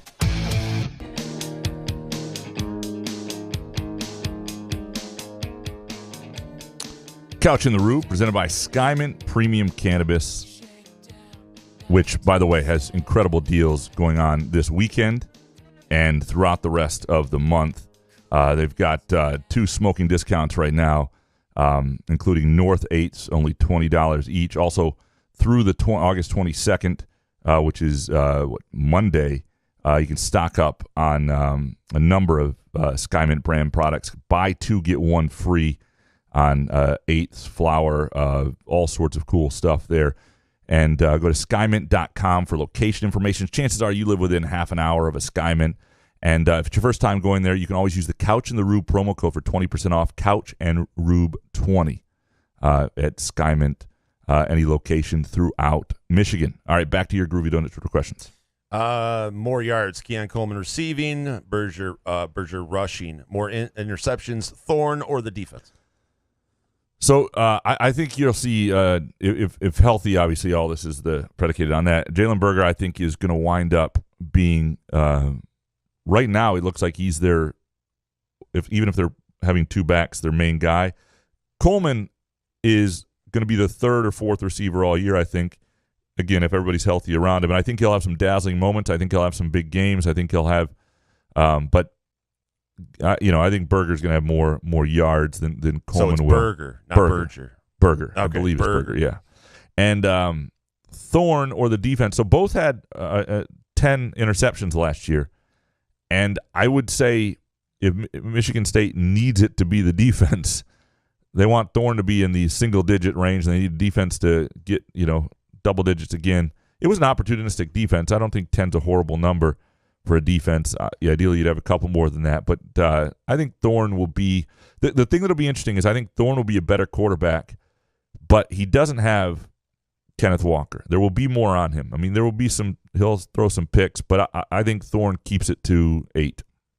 Nate Breen, what's the road game atmosphere you're most looking forward to being at this season? It's a good question. I mean, Washington is. I've never been to that stadium, and that's always fun. Like a new place in Seattle. I don't know what it's going to be like. So that's sort of the intrigue about that. I mean, Penn State is a really cool environment. I may or may not be there depending on the season's going. I might be out in Portland instead. So to me, it's probably one of those. But give me Washington. Garage takes. What week 0 bet is better? Northwestern versus Nebraska under 50.5, or Illinois to cover 10.5 at home against Wyoming? I don't know much about Wyoming. I do think Illinois is going to be better this year than people realize. But I would stay away from that just because I don't know if I want Illinois giving 10.5 to anyone. Right, and I don't know exactly what Wyoming is. We defer to Cody Tucker. We'll have to get a sense of that before we'll when we have Harry on next week. We will talk about those specific games. It'll be fun to actually talk about college football lines. It'll be fucking incredible. But I think Northwestern is going to struggle to score. I think Nebraska's defense, I think they're okay. And so even if that is a 2-touchdown win, give me the under on the 50.5 with Northwestern Nebraska. Jeff Peterson, what is up with the sinking rankings of MSU football pledges? Is there a CBS 24/7 conspiracy? Yeah, it's kind of weird. I saw a little something on that. It's standard. It's why you can only believe the recruiting sites to a degree, because where players go affects their ranking. Absolutely. Now, sometimes there's just reevaluations of guys, but guys who go to Alabama, their rankings don't dip. Guys who commit to mid-majors, their rankings fall as if they weren't as good. And sometimes it's just a kid who wants to go somewhere, right? I mean, so just remember that all those rankings are, and a lot of people who live in that world are adherent to programs. They're doing the bidding for programs too. So it's not exactly an independent arbiter of college football and college football recruiting, in my opinion. Jeff Peterson. And when can we expect ESPN to update basketball recruit rankings? Yeah, it should have happened. It's weird because it's kind of screwed the Xavier Booker overall ranking. It should happen. It should be done. Like if the summer circuit is over, I don't understand why it hasn't happened. And maybe that's just where they think he is, but I don't think they've updated any of their rankings. Last one from Jeff Peterson. As a bit of a foodie, what is one thing you had on your trip that you wish you had here? The one thing, almost everything I had there you can have here. I wish there was more constant ice cream places. Like every time I started thinking about ice cream, there was a little store or a little cart or whatever, a little, That's not good for you. But if you just do, I lost weight. Like you're walking a ton, you just do a single cone and a waffle, a single scoop. And I just wish we understood. Like I wish the train system over there, I wish we had throughout Michigan, where I could jump on a train and in 2 hours be in South Haven or get up to Traverse City easily, and that there were 4 trains leaving a day. Like it would just be amazing if we had their system. But also, like Jason could go home to Ovid on the train. You just had to connect somewhere in St. John's. Ugh. Well, I mean, maybe not. Maybe that sounded like ass. A deal. But I just wish there was more ice cream. Jeff Haddis, is there anybody not on MSU's football roster at this point that is a surprise? Not that I know of. And again, I was really out. I mean, I did a great job of disconnecting. I'm sort of reconnecting right now, and so but not anybody that I. There's nobody that was like an expected starter that I don't see on the roster. Jeff Haddis, any chance you guys will feature more guests this fall? Maybe bring on Izzo or Tucker? Not more guests. I mean, I think we'll do our, other than Harry, we'll do a guest every midweek show, Tuesday or Wednesday, which will vary on schedules and like MSU basketball games, which is Tuesday and Wednesday. Ideally, that'll be a Tuesday night show. But and certainly, what we did last year, we had an opposing team's writer a lot. Writer out. Yeah, well, I mean, I think Izzo is somebody we'll have on. Tucker, as we get closer to the season, probably not. Tucker's probably more of an off-season get or something. But Izzo we'll have on before the season. I need to just remind myself he'd do it, and it'd be fun to have him on at some point. And I really do want to play that bit where he says, "Don't coach my team," and ask him if he remembers which game that is. I mean, he's probably said it multiple times to me as well. Can I ask about this one? Cockburn. I'd prefer you didn't. Really? Yeah, it just I don't, I'm not going to play. All right. Jeff Haddis. Anybody else nervous that the Lions are closer to a 3-win team than an 8-win team? Yeah, I'm nervous about everything. Right? I mean, I don't know. 3-win team, 8-win. What do you do? Here's the question. What do you do if they are a 3-win team? Is Dan Campbell on the hot seat? So, I mean, Dan Campbell's on the hot seat only if it becomes clear he can't coach, because we don't know that yet. And I'm talking about that's what makes me nervous. Yeah. How much long? Like, how long are they going to give Dan Campbell if we're seeing like a regression from last year? And the thing is, I like this staff and I like the assistants, so I want it to work. Right, they're good for Hard Knocks. Right, but are they good on the field? I mean, like the storyline is perfect for HBO, but is it perfect for the on the field. And what we don't know yet is when they're actually a team that's ready to be good, is this a coaching staff that can elevate you and really maximize that? And hopefully we'll get a better sense of that. But yeah, I mean, the sort of the momentum is that they're a 7-8 win team right now, but I don't have any sense that they're that much better than they've been. After one preseason game? Oh, the one thing I do think they finally put together, and they had a little of this last year, but you see, I think their offensive line is pretty good. Maybe as good as they've been in a decade or so. What was that? They had a good offensive line that year. They went and lost to Dallas in the playoffs for a while, but so that wasn't that long ago. But so if the line is good and healthy, that goes a long way towards being a competitive team. So if that's true and that's who they are, I think they'll be closer to 8 than 3. Professor, was Graham the most tan guy in England? By far. Absolutely. No spray tans over there? People thought I was like a Hispanic Boris Johnson. Professor, who has more wins this year, MSU football or the Lions? That's a good question, though, because tie. They both win 11. Because 8 is possible for both. I'm going to say MSU football because the Lions, I've just seen it not, the Lions 7 seems right, and I think Michigan State gets above that number. Stephen DeVitri, are they going to have to meet the Spartans this year? Also, are they going to sell game programs? It's a good question on the game programs. They didn't really do that last year. It costs a lot to print. I'll ask about that. I think they'll have some sort of event. Last year, the Meet the Spartans was like an open practice instead.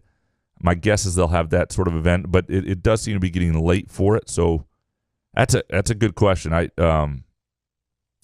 Yeah. Again, I checked out for a couple of weeks, Stephen, and just you've got my number. Just wow. Stay in touch.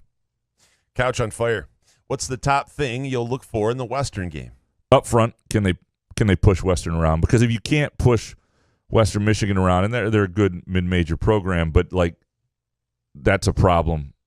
Or if Western Michigan's if the offensive line doesn't hold up well, doesn't protect, doesn't get a push against Western, that's going to be a problem going forward. And then the Minnesota game, the Washington game, all those games become interesting. I don't think Akron will be competitive with them, but yeah, that would be the concern. Couch on Fire. Is the number 15 preseason ranking for MSU too high or about right? It's about right. Yeah, I think it's the right place to be for a program that just went 11-2, but probably maximized who they were, and there's some questions about. But it's sort of a sign of respect when people really aren't 100% sure what they've got. Next one from Couch on Fire. Jason, who do you like this weekend for the BMW Championship? Great leaderboard. You know what? I haven't watched any so far, but I was looking, and I like Cam Young, plus 700, playing great golf. With that said, go elsewhere because it's probably going to be wrong. Couch on Fire. Graham, if you could sing, which character would you want to play in Les Mis? Marius? If. What do you mean if? If I could sing. What about Fiddler on the Roof? Fiddler's a good one. Fiddler's all right. It's a little bit long. But yodel deedle yodel. You want to keep going? I do like that. If I were a rich man. We had to do it in music class in middle school. That's the only song I know from this musical shit. I don't like Marius. It's one of the few characters I don't like a lot in Les Mis. I don't like weak male characters. I didn't like Ewan McGregor in Moulin Rouge. Can't watch Ewan McGregor anymore. I don't like that sort of thing. So Marius would not be it. Javert is the one that's in my voice range. Like I could sing most of Javert's songs. I wish I had the ability to do, Jean Valjean, and the guy who played Jean Valjean in London was tremendous, and that falsetto with the high, just incredible. That would be Jean Valjean. That would be the dream. I also was Gavroche, the kid for Halloween twice, in middle school. So clearly, I was a popular middle schooler with a wedgie. Am I right? 3-Star Nation, let's ride up. Nothing like Otto Middle School on Lansing North Side is Gavroche, right? That really goes over well. 3-Star Nation, let's ride up next. If you had to hire a recruiting director for your football program and only Mark D'Antonio and Jim Harbaugh applied, who would you hire? Jim Harbaugh.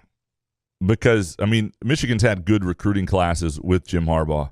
Now, I don't think it's always because of him, but I think we saw at the end that And then, look, D'Antonio had some good classes, but you're talking in the modern day. But he got lucky with a lot of guys too. The three stars flipping into really good players. Well, yeah, they developed him well, and he knew what they wanted. But you'd go Harbaugh. I don't think neither one would be your first choice, but you'd go Harbaugh.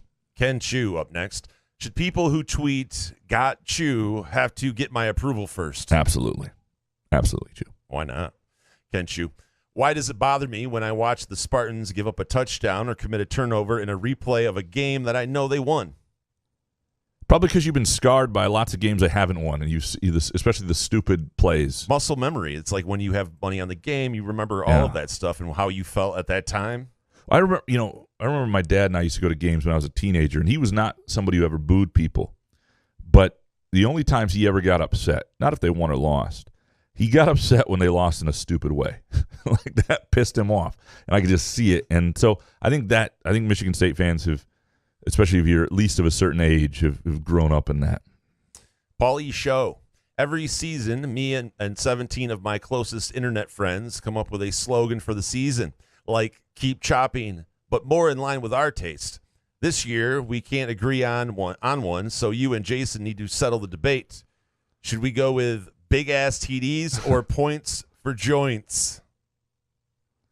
Well, you know which one I'll pick. Yeah, points for joints for sure. Well, I like big ass TDs. That's good. I like them both. That's tough. Should we just, I think, flip a coin? You don't like points for joints? I like it. Yeah. But I think big ass TDs, it makes me laugh. So I okay. don't know. Oh well, we're not helpful. Can we do both? Yeah. Why Rotate. is it just one? Yeah. Sports Guy 1919. We didn't help there. I apologize, None. Paulie Show. 0. Sports Guy 1919. How often will name, image, and likeness deals get brought up this season once the games start? Will they be pointed out on broadcast if a player starts doing poorly? It's a good question how much that'll become part of the – I think people want to sort of forget about NIL once the games go. It's a storyline. But it's going to get brought up. Yeah, and especially you get in a big contract or things like that, the players are going to start to be treated a little differently. But there's also so many other moving parts right now, like the idea that players could soon be, paid through some of the television revenue. And there's some interesting stuff there. And Dan Murphy, I know, who's not everybody's favorite reporter on the MSU side, but is a friend of mine, but was he pointed out that there is nothing illegal, nothing that would stop them legally from the league doing an NIL deal with its players through the TV revenue, and that would circumvent Title IX and change the game. I've always thought Title IX would have to be part of this, but that is sort of interesting as well. Jack Hockelad next. When does that Big Ten Peacock media thing start? Is it this year? It's next year. It's next year. Yeah, you got a year to get ready and get your subscription going. Jarrett, what TV network is the best to watch college football on? What's your go-to channel? Do you care? No. I mean, I like CBS. It depends on who's calling the game. Other than that, my least favorite, I would say ESPN. Well, who calls it is everything. And to me, I like the Well, it's not everything. You're still going to watch no matter who's doing the game. Well, right. It gives you a different feel. Right, but in terms of preference, the broadcasters mean a ton. I like the Sunday night NBC crew. Yeah. With Michaels and Collinsworth, so that leads me to think I'll like NBC doing Big Ten games, but it's not going to be Michaels and Collinsworth. So, but yeah, no, I've given Fox all sorts of shit for the big noon, but they're fine. I've always liked the ABC 330. That's just what I grew up on. Gus Johnson, though? Yeah, no, I'm not. Joel Klatt? Yeah. Jarrett, who are your top 3 players for football in the Big Ten this year? It's a good question. I don't know. I mean, obviously C.J. Stroud be a guy you'd want. I'd have to go through the rosters, and I haven't done so to a level that would be to say top 3. I'll say this: if Michigan State has anybody who's going to compete for that type of level, it's probably Jaden Reed. So we'll see he's the guy on MSU's roster. I am curious to see. I know he's a known commodity, but I think he's a guy who got some humbling feedback from the NFL. He's got great speed. He's great at going up and getting a ball over somebody in traffic. But he does not always get the separation you'd expect from a guy with that sort of speed. Can he do that? Can he become one of these guys who's all of a sudden really on NFL radars as a late first-rounder, second-rounder? Can he be one of those guys that really scares people throughout the Big Ten and be part of that conversation? Jarrett, with this one, do you think Ohio State has a regular season game this year within 10 points? Sure. They'll have a game somewhere they get scared, but I also think some of the hype is like the year after it doesn't come together for Ohio State, they lose to Michigan. I think it's a motivated team. I think this 75% of their rosters. They have Notre Dame first, right? That'll be a little telling, but yeah, I don't think that'll be a problem for them. Somewhere somebody will put a scare into them. But I don't think they do have one of those games every year where you see the halftime score and you're like, wait, what? What's going on in Ohio? Right. Well, hold on. Let me get Ohio State's schedule. Covered. Yeah. Highway to the danger zone. Right into the danger zone. Okay, so you look at. There are a number of games they play some early tough ones. Obviously, Notre Dame is interesting, ranked very high. They host Wisconsin. They come to Michigan State. Late they go to Penn State, which has been a tricky one for them. A rival. They got Iowa. Their schedule is legit, and they got Michigan at the end as well. The games on the road though are probably the most interesting to me, and the Penn State game on the road on October 29th. If Penn State's having a good year, that is an interesting game. Gluten Weasel. Did Graham get invited back to the celebrity softball game, or is he too much of a big shot for that now? I didn't get an invite, and I can't remember when that was last year, if it was right around now or if it was a little bit later. I think it might have been in September. So maybe if they're having it again. Where was this? The Lugnut Stadium.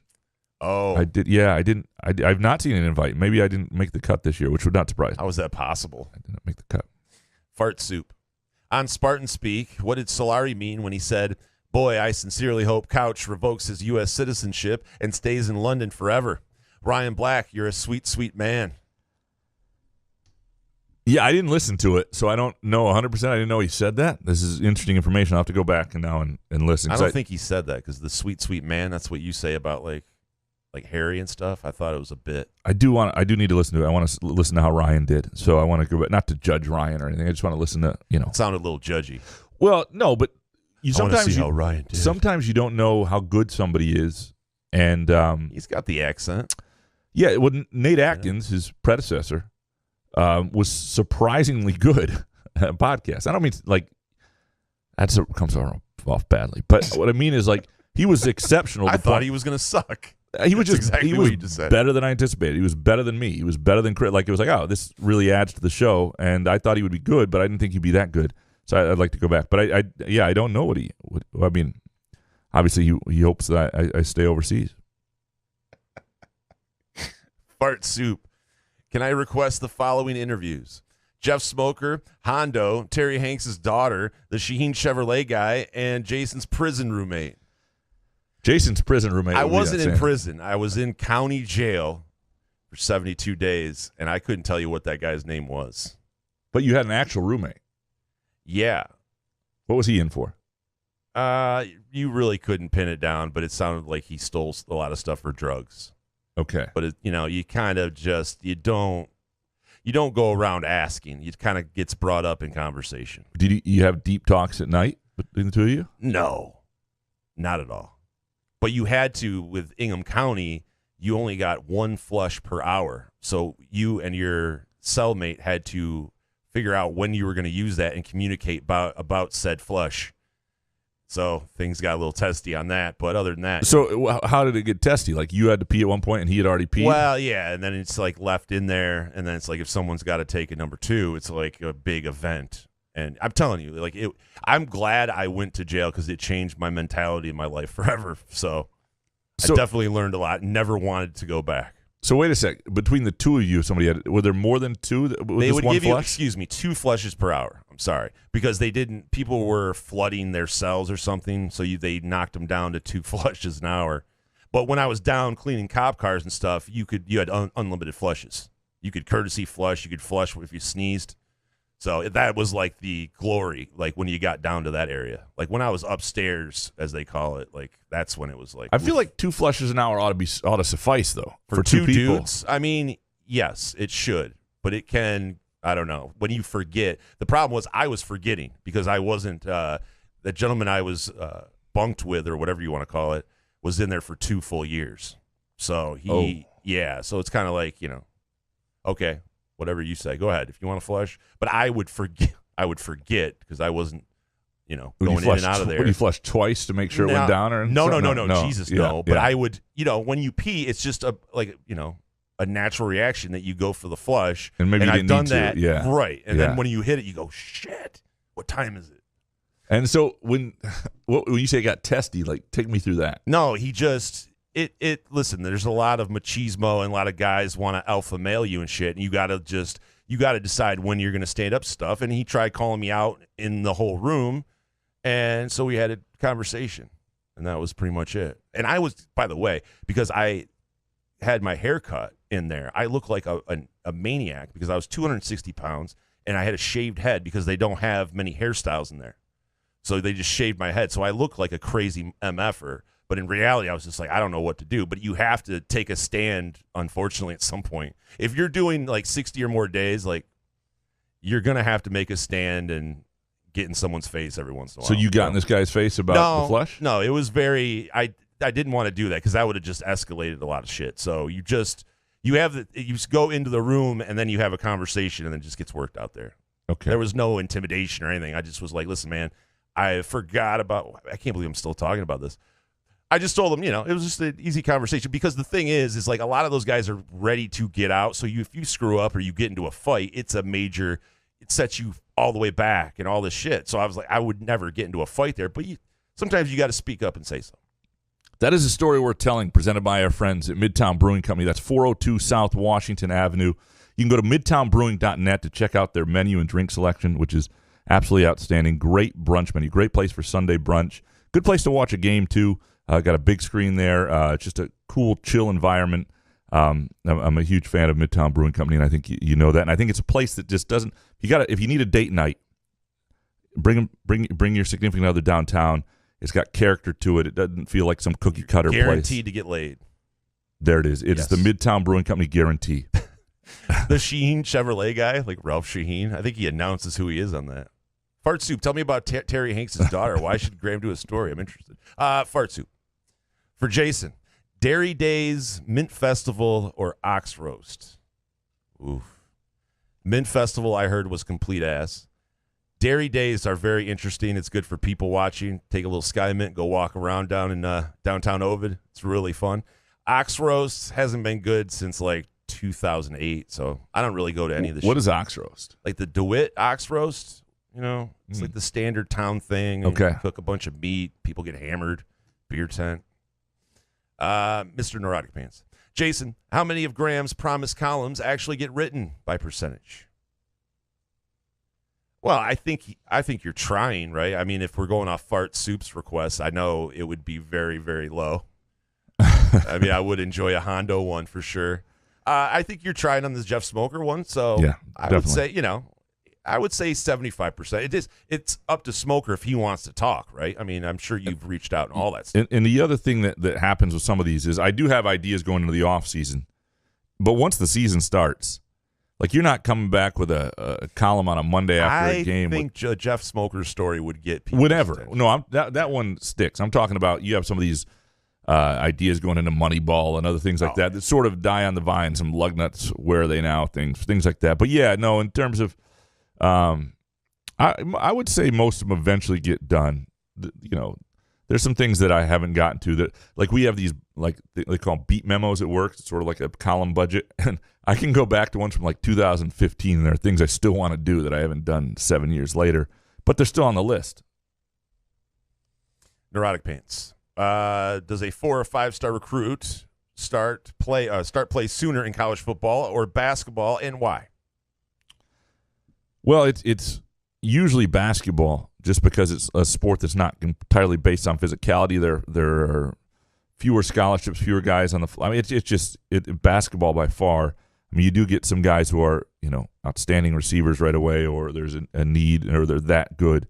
But basketball is the one where you see freshman star. You rarely see that in football. Neurotic Pants. How much of Thomas Kiffier's medical costs will be covered? Yeah, I don't know everything that's going on there. I know, had an injury that apparently he's done playing hoops. And I don't know if he's somebody who ever truly, truly loved the game. But if it happened through basketball there, I think all of it will be covered. Neurotic Pants. What's the worst moving or storage unit story you have? It's your worst moving or storage unit story. I had to move by myself once, and that was complete ass. So you had to carry all the furniture on your own? Well, I didn't have much, and I couldn't pay the rent, so I had to move quick. So I had to. Okay. Yeah, this was a while ago. I know. You had to move quick, I've done it all, man. Like people were coming to evict you at that. No, it was a sublease kind of situation where I was paying the guy renting. I ended up paying it, but I just didn't want to deal with all of the things that came with that. So I had to move on the fly. So I didn't have much, Did you have a U-Haul? No, dude, I had my car. I just got up and grabbed the most shit I could and bounced. It was not a good time in my life, for sure. What year was this? 2019? No, man. It was like, what was that? 07. Okay. 2007, yeah.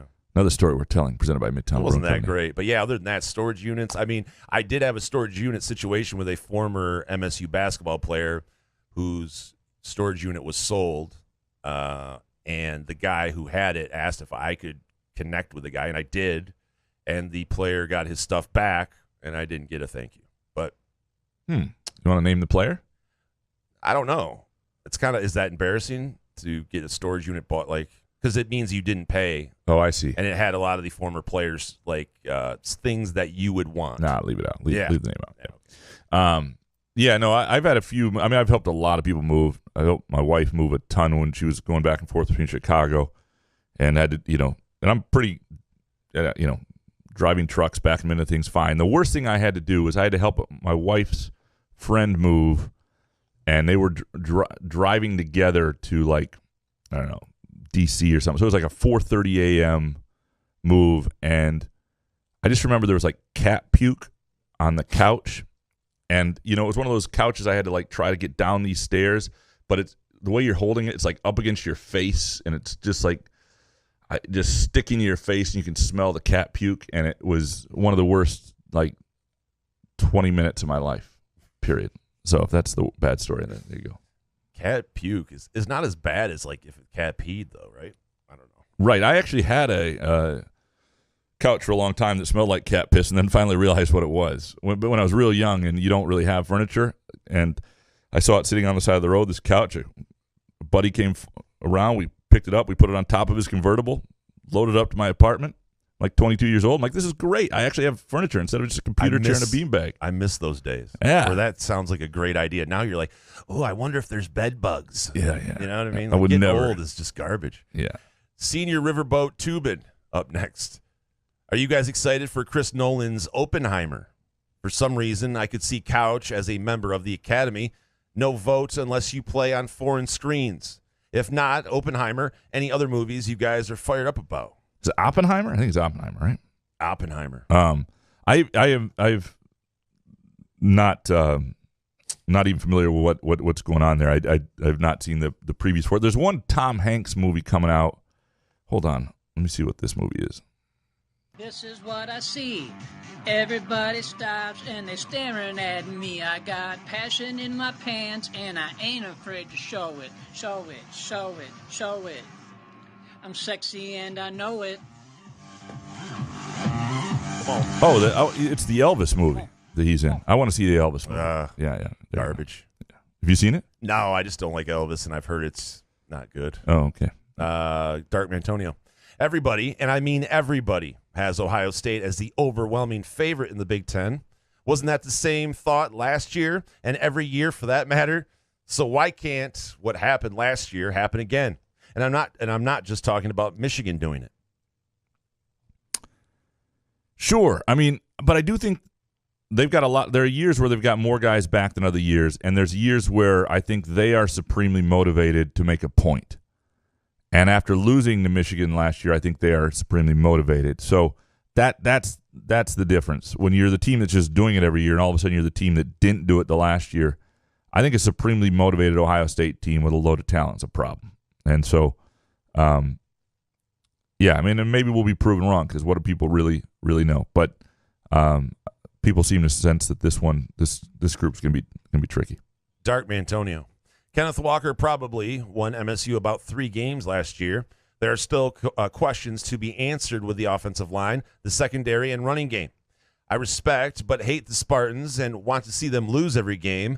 With all that said, is betting the season wins under on MSU a waste of money? No, if you don't like MSU, I think it's because I do think the season wins over under will be in question late enough in the year, and that's good value for you. Yeah, no, it's I would.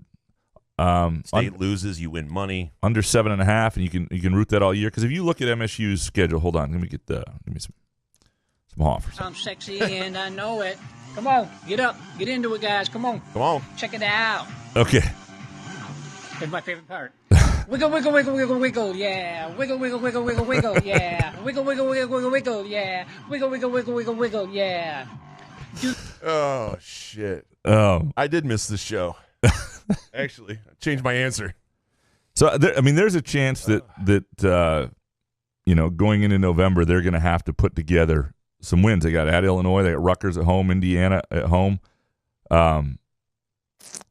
Yeah, I mean, there's a real chance that they're gonna. I mean, and now they may win all those games and not. But I think if I think the joy you get out of a bet should matter, and sometimes betting a season wins under or over, if it keeps you from making bad bets every week because you always have some action on the game, it's a smart thing to do. Dark Mantonio. Michigan and MSU football almost always go hand in hand, and I hear a lot about MSU not being overly concerned with Michigan beating them or Michigan being a really good team going forward. Is that or should that be true, and should it be the same from Michigan's view? MSU not overly concerned about Michigan beating them. I don't 100% understand the question, but I'll say this. I do think Michigan State has won enough against Michigan, the 10-14 and Tucker 2 years in a row, that losing doesn't flip that. You know what I mean? Like if you're Michigan State, you're able to Michigan State fans will be pissed off if they lose to Michigan. It'll never feel as good, and rational thought is never never really wins the day after those sort of games. But that said, I think in the long run, it's still 10 and 15 years. It's still 2 of 3. This doesn't feel like a must-win year, if that makes sense. And you say going forward, they're not concerned about it. I mean, I think Michigan State fans think they're recruiting at a level where they ought to be able to beat Michigan their fair share of times, for sure. Dark with this one. Most overrated team in AP or coach's top 10 poll. Most underrated top 25 or unranked team. Give me 1 second. No problem. Wiggle, man. I do the wiggle, man. Yeah. Yeah. I'm sexy and I know it. So yeah. Notre Dame at 5, I'm curious about a little bit, and whether they're going to be legit this year. Pitt lost a fair bit. They're 17, but we're talking top 10, I guess. Notre Dame at 5 is the one I probably wonder the most about. I don't know. Clemson's defense, I still think's really good. Clemson, I do wonder, is this the beginning of the dip for them in terms of underrated team that's down there a little bit? Cincinnati has been doing it for a while now, and they're still not getting a ton of love. They're 23. Like at some point, Cincinnati should just get the automatic respect of a top 15, and that would be, an Iowa not in the top 25, Penn State not in the top 25. Interesting choices there. I think those teams could surprise a little bit. Tyrone Couch next. Will the new massive amount of money help to build the giant Spartan statue? I think adding games on apps is awful. NBC can suck my Peacock. Peacock? Yeah, I mean, when you say apps, though, you still can watch it on TV, right? I mean, so it's not like it's not there for you on you're stuck watching on your phone or tablet or whatever. And before they launch this whole thing, there's going to be some brainstorming sessions, right? Well, how to make it better. And I still think, like, I watch a ton of Premier League soccer on Peacock, and I watch The Office on Peacock. I watch Chicago PD. I think it's a good platform. I know some people disagree, and it's only going to be 8 football games. So you're looking at maybe one MSU football game a year. It's going to be probably the lesser teams mostly, so the more MSU wins, the less will be on them. It's college basketball where you're going to feel it, I think. College basketball, if it's 47 a year, I've heard, then it's, 2 a week during the season. So there's a chance, Michigan State's on it, 4 or 5 times a year, and so you're going to want it for hoops. Next one from Tyrone. Did Graham fall and say, oopsie daisy, while on his Notting Hill tour? 100% that I would have. Oopsie daisy is what Hugh Grant's character says when he's trying to sneak into the private garden and get over the gate when he getting a BJ from a prostitute in the back of a taxi cab. No, it's Julia Robertson. This isn't the Pretty Woman, so she plays a star, a movie star. I did not, but the Notting Hill thing was fun. I didn't do the full tour because the tour itself is only offered on certain Saturdays and other things. But I went to a couple of the places where the Blue Door outside, where Hugh Grant's apartment is, and obviously the location of the travel book shop. And then I, of course, asked if they had the John Grisham novel. So. Last one from Tyrone. My wife is now a high school teacher and thinks she's too old to be hit on. Did you hit on teachers in their 40s in school? I dated my 27-year-old high school teacher. Not as cool as it sounds. Well, first of all, Tyrone, more of that story, because you dated her when? Yeah. Like while you were in school? I mean, that's incredible. That doesn't happen very often. Is there a crime happening here? Right. I wasn't hitting on anyone. I couldn't. I was scared of girls, and I mean, if a teacher. Certainly not a grown woman. Yeah, I would have been terrified of. I mean, I see these stories of these kids, like, the teachers get arrested, and it's like, wow. My mind would have been blown. There were attractive teachers, but I didn't have the guts to. You wanted to say balls, didn't you? I did. Benjen, will the new Big Ten deal flatten or increase the disparity between Ohio State, Michigan, Penn State, and the rest? Well, I think it certainly helps everybody as long as the money coming in stays the same. Because if obviously Ohio State's going to have more money than Purdue, but if the baseline gets higher, that helps. That only helps. I think. And I think it also helps. Even the SEC is going to be a little bit behind the Big Ten in terms of cash. Now, cash is not everything. Purdue can have all the cash in the world. It's still Purdue. I think the bigger thing that's going to help is the expanded playoff. And I hear, when you look at what's happened with the 4 teams and the number of 5 stars that are going to the teams that get to the playoff every year, the Alabama, Georgias, Clemson, Ohio State, it's taken away parity in college football and to a large degree, and a lot of that's the playoffs' fault, I believe. And once we get to a 12, 16 team, whatever the playoff is where more teams are in it, I think you'll see that start to increase. So I think that'll be, when everybody feels like they have a chance, it'll be easier to get a 5-star to a second-tier program, so to speak. Benjen, how did you like the English ales and pubs? Beer, warm, max of about 4.8%. ABV, all taste the same. Pubs close at 11. A lot of pubs do close early there, but they're I mean, it's just a drinking culture where they drink all the time, so they close a little earlier. The beer, I actually had good beer. A lot of it was Guinness, which is Irish, but warm beer though. It wasn't warm. That's sort of a tale, I think. I really enjoyed the pubs. It is interesting. A lot of pubs don't serve food, which is something we don't have in this country very often. And so you sit down, you're thinking, oh man, I'm hungry, and you're like, fuck that. But I like food. Benjen, heard you used to live in Kalamazoo. Explain this. Why is Grand Rapids, not Kalamazoo, the one exploiting? Let's see. Western Michigan, Kalamazoo College, midpoint from Detroit to Chicago, closer to the rest of the U.S. Classic Glenn Miller song. Yeah, why is Grand Rapids exploding? Because Grand Rapids is a bigger metropolis. There's more stuff around it, and and Kalamazoo's always been a place that's just big enough. Sometimes, I mean, it's just not as big a place. And they also screwed up with letting Grand Valley. Western should have, and this is a sort of off topic, but Western should have been in. Grand Valley should still be a cow poke school or whatever. I don't know if that's the right word, but Western Michigan 25 years ago should have taken over Grand Rapids and expanded its campus there. And Grand Valley never would have grown. But yeah, Grand Rapids has a lot going for it. The thing, you're never going to hear me really love it because in Kalamazoo it was always sort of this rival. Like who the fuck needs Grand Rapids? We got Kalamazoo here. We're dropping MFers now? Cucker Tarlson, what's worse than having your questions skipped over before a 2-week break? Nothing. Apologies, Cucker. What about 9/11? That's worse. Is that worse? Worse, though. Okay. Cucker, why does the NFL have no balls? Not to mention the inconsistency of their penalization process. I know they are in different leagues. They are different leagues, but maybe Deshaun Watson has set an excellent precedent for someone like Miles Bridges. Somebody tell Miles he should be expecting a nice chunk of change as reward. Yeah, I mean, I think they're different cases. They're different leagues, and we still have to learn a lot about the Miles Bridges situation. I think we have a pretty good sense of Deshaun Watson at this point. But is there any part of it where he was not charged with any crime? That yeah, I mean, why is that? I mean, do you have to?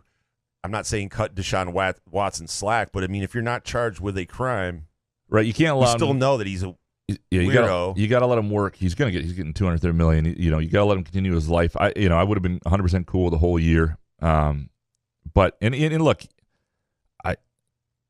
I don't even understand it from the Browns' perspective, from a PR standpoint. You become the least likable team right away. You set a horrible example, and he's not a surefire thing. He's good. He's not. And you great. Traded a lot of your future. Yeah, I do not get it. It doesn't make any sense to me. Cucker Tarlson. Oi, bruv. What was the old holiday for a whole lot of you buggers? Fancy the footy, mate? Looked right cracking. Appreciate you, Cucker. Hans Jurgen. If you believed MSU was going to go 1-11, would you tell us or continue to blow smoke that MSU was going to have a good season for clicks and subscriptions? You'd know if they were going to go 1-11. Like I wouldn't. Like I would just tell you, but because that's a different type of anger. They rarely sneak up on you. Those 1-11 seasons. Yeah, I mean, unless injuries happen. Because 1-11 means you're just beating Akron. I mean, that's the only win in a 1-11 year, and don't even want to think about that. It would end the show. Hans Jurgens, have you known MSU beat writers that hated covering the school and wished for its demise so they could write about something else? No, not in my time. Now, are you talking about me? Talking about me? I don't think so. No, I think that because people can often, most of the guys on the MSU beat have had opportunities to move to other jobs within their organizations or other beats, and are where they are because they like it or they like living in Lansing or whatever it is. But yeah, no, I don't know that I've been around somebody who really, really hated it. Hans Jurgen, what advice would you have for someone who would like to make Go Blow struggle in athletics and become the Vanderbilt of the Big Ten? Yeah, that's a tough fall to make for Michigan. Advice for somebody? I would try to become a college president so you can make a lot of bad decisions and get hired by Michigan and destroy it from the inside. That would be the best way to do that. Next one from Hans. What site is the best for European soccer coverage? How can I respect a continent whose name sounds like Are You Peeing? I read a lot of the athletic stuff. Action Network, I like their gambling breakdowns of, I don't always use them, I don't always agree with them, but I like, sometimes it reaffirms where I'm at. I like Action Network. I like the Hard Tackle. Those are a couple that I use quite a bit with gambling, but I a lot of stuff. I like the Athletic. They got somebody covering every team. They've got some national stuff. One of the guys who's a national writer over there, a columnist, had drinks with him, and he's a friend of my buddy Scott Powers, and really understands the game at a deep level, and I enjoy reading his stuff. Hans Jurgens. Graham, I saw your pics from England. You're not fat. Turn in your fat guy card and call us when you reach 275 pounds. I seen it. Resign. Look, yes, if I was in England, I'd lose weight. If I had a different job, I'd lose lots of weight. Part of the problem is the job. I work too close to the refrigerator. I procrastinate on certain things. Why are you blaming the job? Because it's there are things within the job that lend yourself to eat. Like when you've got to transcribe a lot of interviews, it's like, oh, fuck. So you got to hammer some food? Let's go eat. Yeah, no, that's just my own tendency. I'd be better off working like customer service somewhere. Jake Hawkins. I think Keon Coleman is without a doubt going to have a breakout season. So let's play some performance over-under on how you think he'll do. Receptions, over-under 60. Under, well under. I mean, 60's a ton. Yards, over-under 800. Under. Touchdowns, over-under 8. Under. I think you're looking at, if things Sounds go like a well for parlay. him, like 40 receptions would be an amazing year for him. 600 yards and 5-6 touchdowns would be a really good year. Next one from Jake. Since Jay Johnson says the tight end is the MVP of his offense, who do you think has the best chance of being that at the tight end position? Daniel Barker, Malik Carr, or Tyler Hunt? Well, I mean, I thought it would be Malik Carr's year. I think Barker's a good player, but I don't know what more his ceiling has. But the way he's talked about Tyler Hunt, and I got to take him at his word because I have no reason not to. I think it's Tyler Hunt. Malik Carr is a guy, I think, with a high ceiling, is prototypical, who's hoping to have a big year and go to the NFL. But right now I got to say it's Tyler Hunt. Next one from the Hawk. Now that the Big Ten media rights deal is officially signed, do you think NBC should give Notre Dame an ultimatum that they should either join the Big Ten or find a new partner and or become a full-time ACC member? They can't do. I mean, you can't give them that ultimatum. Like, no, because you're not in position to do that. Like, you suggest it? Notre Dame at some point in our lifetime, I think, will be in the Big Ten. But I just think it won't be part of this next 7-year bit. What if I had 6 years to live? Would it happen then? No. Okay. Jake Hawkins. Which of these name, image, and likeness deals with the two current college football players is the most ridiculous? Nebraska wide receiver DeColdis Crawford for a local AC service company, or Texas running back Bijan Robinson with his own gourmet Dijon mustard. I love both of these. I love that. Like, if I was a quarterback or a college football player, you don't think I'd have a furniture deal? That AC company is brilliant. Yes. Whoever decided to do that. Totally. They got more clicks and people know more about them. Like you said, I like it all. When I was in Kalamazoo, they did a thing with a furniture company where I had to do these pictures on a couch and whatever. It was I didn't get any money for it. It was done through the advertising, some contest they did with the newspaper. But it was like, yeah, you're going to play off the last name. You should always do it. You had to pose on a couch? Yeah, it was like a casting couch? George Costanza style, very sprawled out, shirt off. It was excellent. It's hot. Jake, even knowing what the obvious answers are, is there any chance that Bronny James could show interest in MSU? Does Tom Izzo make an attempt to go after him? Could LeBron James have possibly done some persuading and recruiting to Izzo at Draymond Green's wedding? No, I don't think that's going to happen. And I think part of it is also in the age of roster management with the transfer portal the way it is and all this stuff, you don't want to over-recruit. It's a sweet spot in making sure the guys, all think they have a role coming in. And so it's not going to happen. Next one from the Hawk. With this heralded recruiting class that Tom Izzo has and 31 more Big Ten wins to go to break Bobby Knight's all-time conference wins record, does he break it in less than 2 or 3 years? And do you think Bob Knight will still be alive to see it and congratulate Izzo? My guess is Bob Knight is no longer alive by the time it happens, but I don't know. That seems not looking good. Yeah, it does not seem like so break it in 2 or 3 years. So you need 31. 2 years is tough. You're talking Big Ten wins over 15. Yeah. I mean, you could have a great season and do it. My guess is it takes 3. Last from the Hawk. Did you ride a double-decker bus in London? And better London landmark, Big Ben clock, Wembley Stadium, or the London Eye? Big Ben is the ultimate landmark. Now, London Eye is cool, but Big Ben is, classic. What do you do? You go just stare at it? Well, yeah. Look, you can go if you're an English citizen, you can take a tour of Parliament, but you can't do that as an American. Yes, I did ride a couple double-decker buses. The cool ones, the tour buses actually have the open top, which is kind of fun, too. Upper deck jerk guy. Has anyone ever actually asked for your autograph? Yes and no. They didn't know who I was. It was part of I was coming off. Judge? Yeah, it was like a celebrity softball thing. Like I was in the group of other people that were much actually deserving of it. And so it was. Yeah, nobody who's known who I was has ever asked for my autograph. You don't know who I am? Jerk guy. What can you tell us about Western Michigan's quarterback? Is he the best quarterback in the state? They've lost a couple really good QBs 2 or 3 years in a row. There's this Jack Salopek, I believe his name is, and they've got a Alabama transfer in there. I don't know a lot about who's winning that deal, but if they're going to strike gold again, they've been really good at that position though of late, and obviously had a high NFL draft pick from last year. Jerk guy. Will Gemmie. Oh, it should be Jeremy. Jeremy, I misspelled. Gemmie is what I'm staring at. Yeah, he misspelled Jeremy Bernard, or I did, but I'm pretty sure it's him. Upper Deck Jerk guy. It's crazy. Jeremy Bernard play more downs than Keon Coleman this year. I know they're real happy with Bernard, and seems to be, of the freshman receivers, the one who's going to have the biggest role.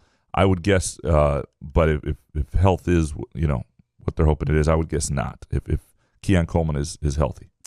Big word time from Jerk guy. Did you visit Lanifer Palawigi Louis Gogori Chiwi Duroli Sigo Gooch while you were in the UK? It is a large village in Anglesey, Wales. No, we did not. I did not get to Wales, but it was a fair and good question considering the trip. How about an acronym or something? Yeah. Jerk guy. Why isn't it pronounced Graham? Graham. Yeah. Some people pronounce it that way. They do. Yeah. But you're welcome to. I will not be offended. Do those people get offended if you don't say it that way? Those are the people that are ass. No, I don't really. Ridiculous. As long as you don't say, as long as it's not like fuck stick, I'm okay. Whoa. Don't want to be called that. Jerk guy. Who would win in a fight, Mel Tucker or James Franklin? Who would you go with? Oh, it's got to be Tuck. Yeah. Tuck coming. Franklin would screw it up. He'd miss Tucker and break his hand. I know. And then Tucker would just walk away. I can see that. He'd actually land a punch and break his hand on the side of Tucker's head or something like that. Yeah. Jerk guy. Lastly, did you get my spotted dick? Not my. Did you get? Oh, Jesus. It's hot in here. Did you get any spotted dick while you were in the UK? I did not, and people have to understand. It's a traditional. It's like a pudding. It's like a steamed pudding thing that they have in England. It's not what it sounds like. It's a horrible name. Pudding. Yeah, but I did not have any spotted dick, at least that I'm aware of. Had a couple drunk nights, but did not think I had any spotted dick. We appreciate all of you. We appreciate Groovy Donuts. Go to groovydonuts.com. Place your orders today. You want to celebrate a tailgate or have a tailgate, celebrate any going back to school, your kids back in school, and they want to come home to donuts. Groovy Donuts. I'm telling you, Groovy Donuts. Go to groovydonuts.com, or 2 locations, Lake Lansing, in East Lansing, and then also in Williamston. We appreciate our friends at Skyman, and if you've listened this far in the show, chances are you know about Skyman, and you're already had an edible. But go to skymint.com for location information and specials. Thanks to Front 43 and Cask & Company, which is not the sponsor of today's show, but I said it anyway. Midtown Brewing Company, we appreciate you. And, of course, Firekeepers, iCasino and Sportsbook. Download the app today. Play the games with us. Good show, man. Yeah, man. Couch in the Roof.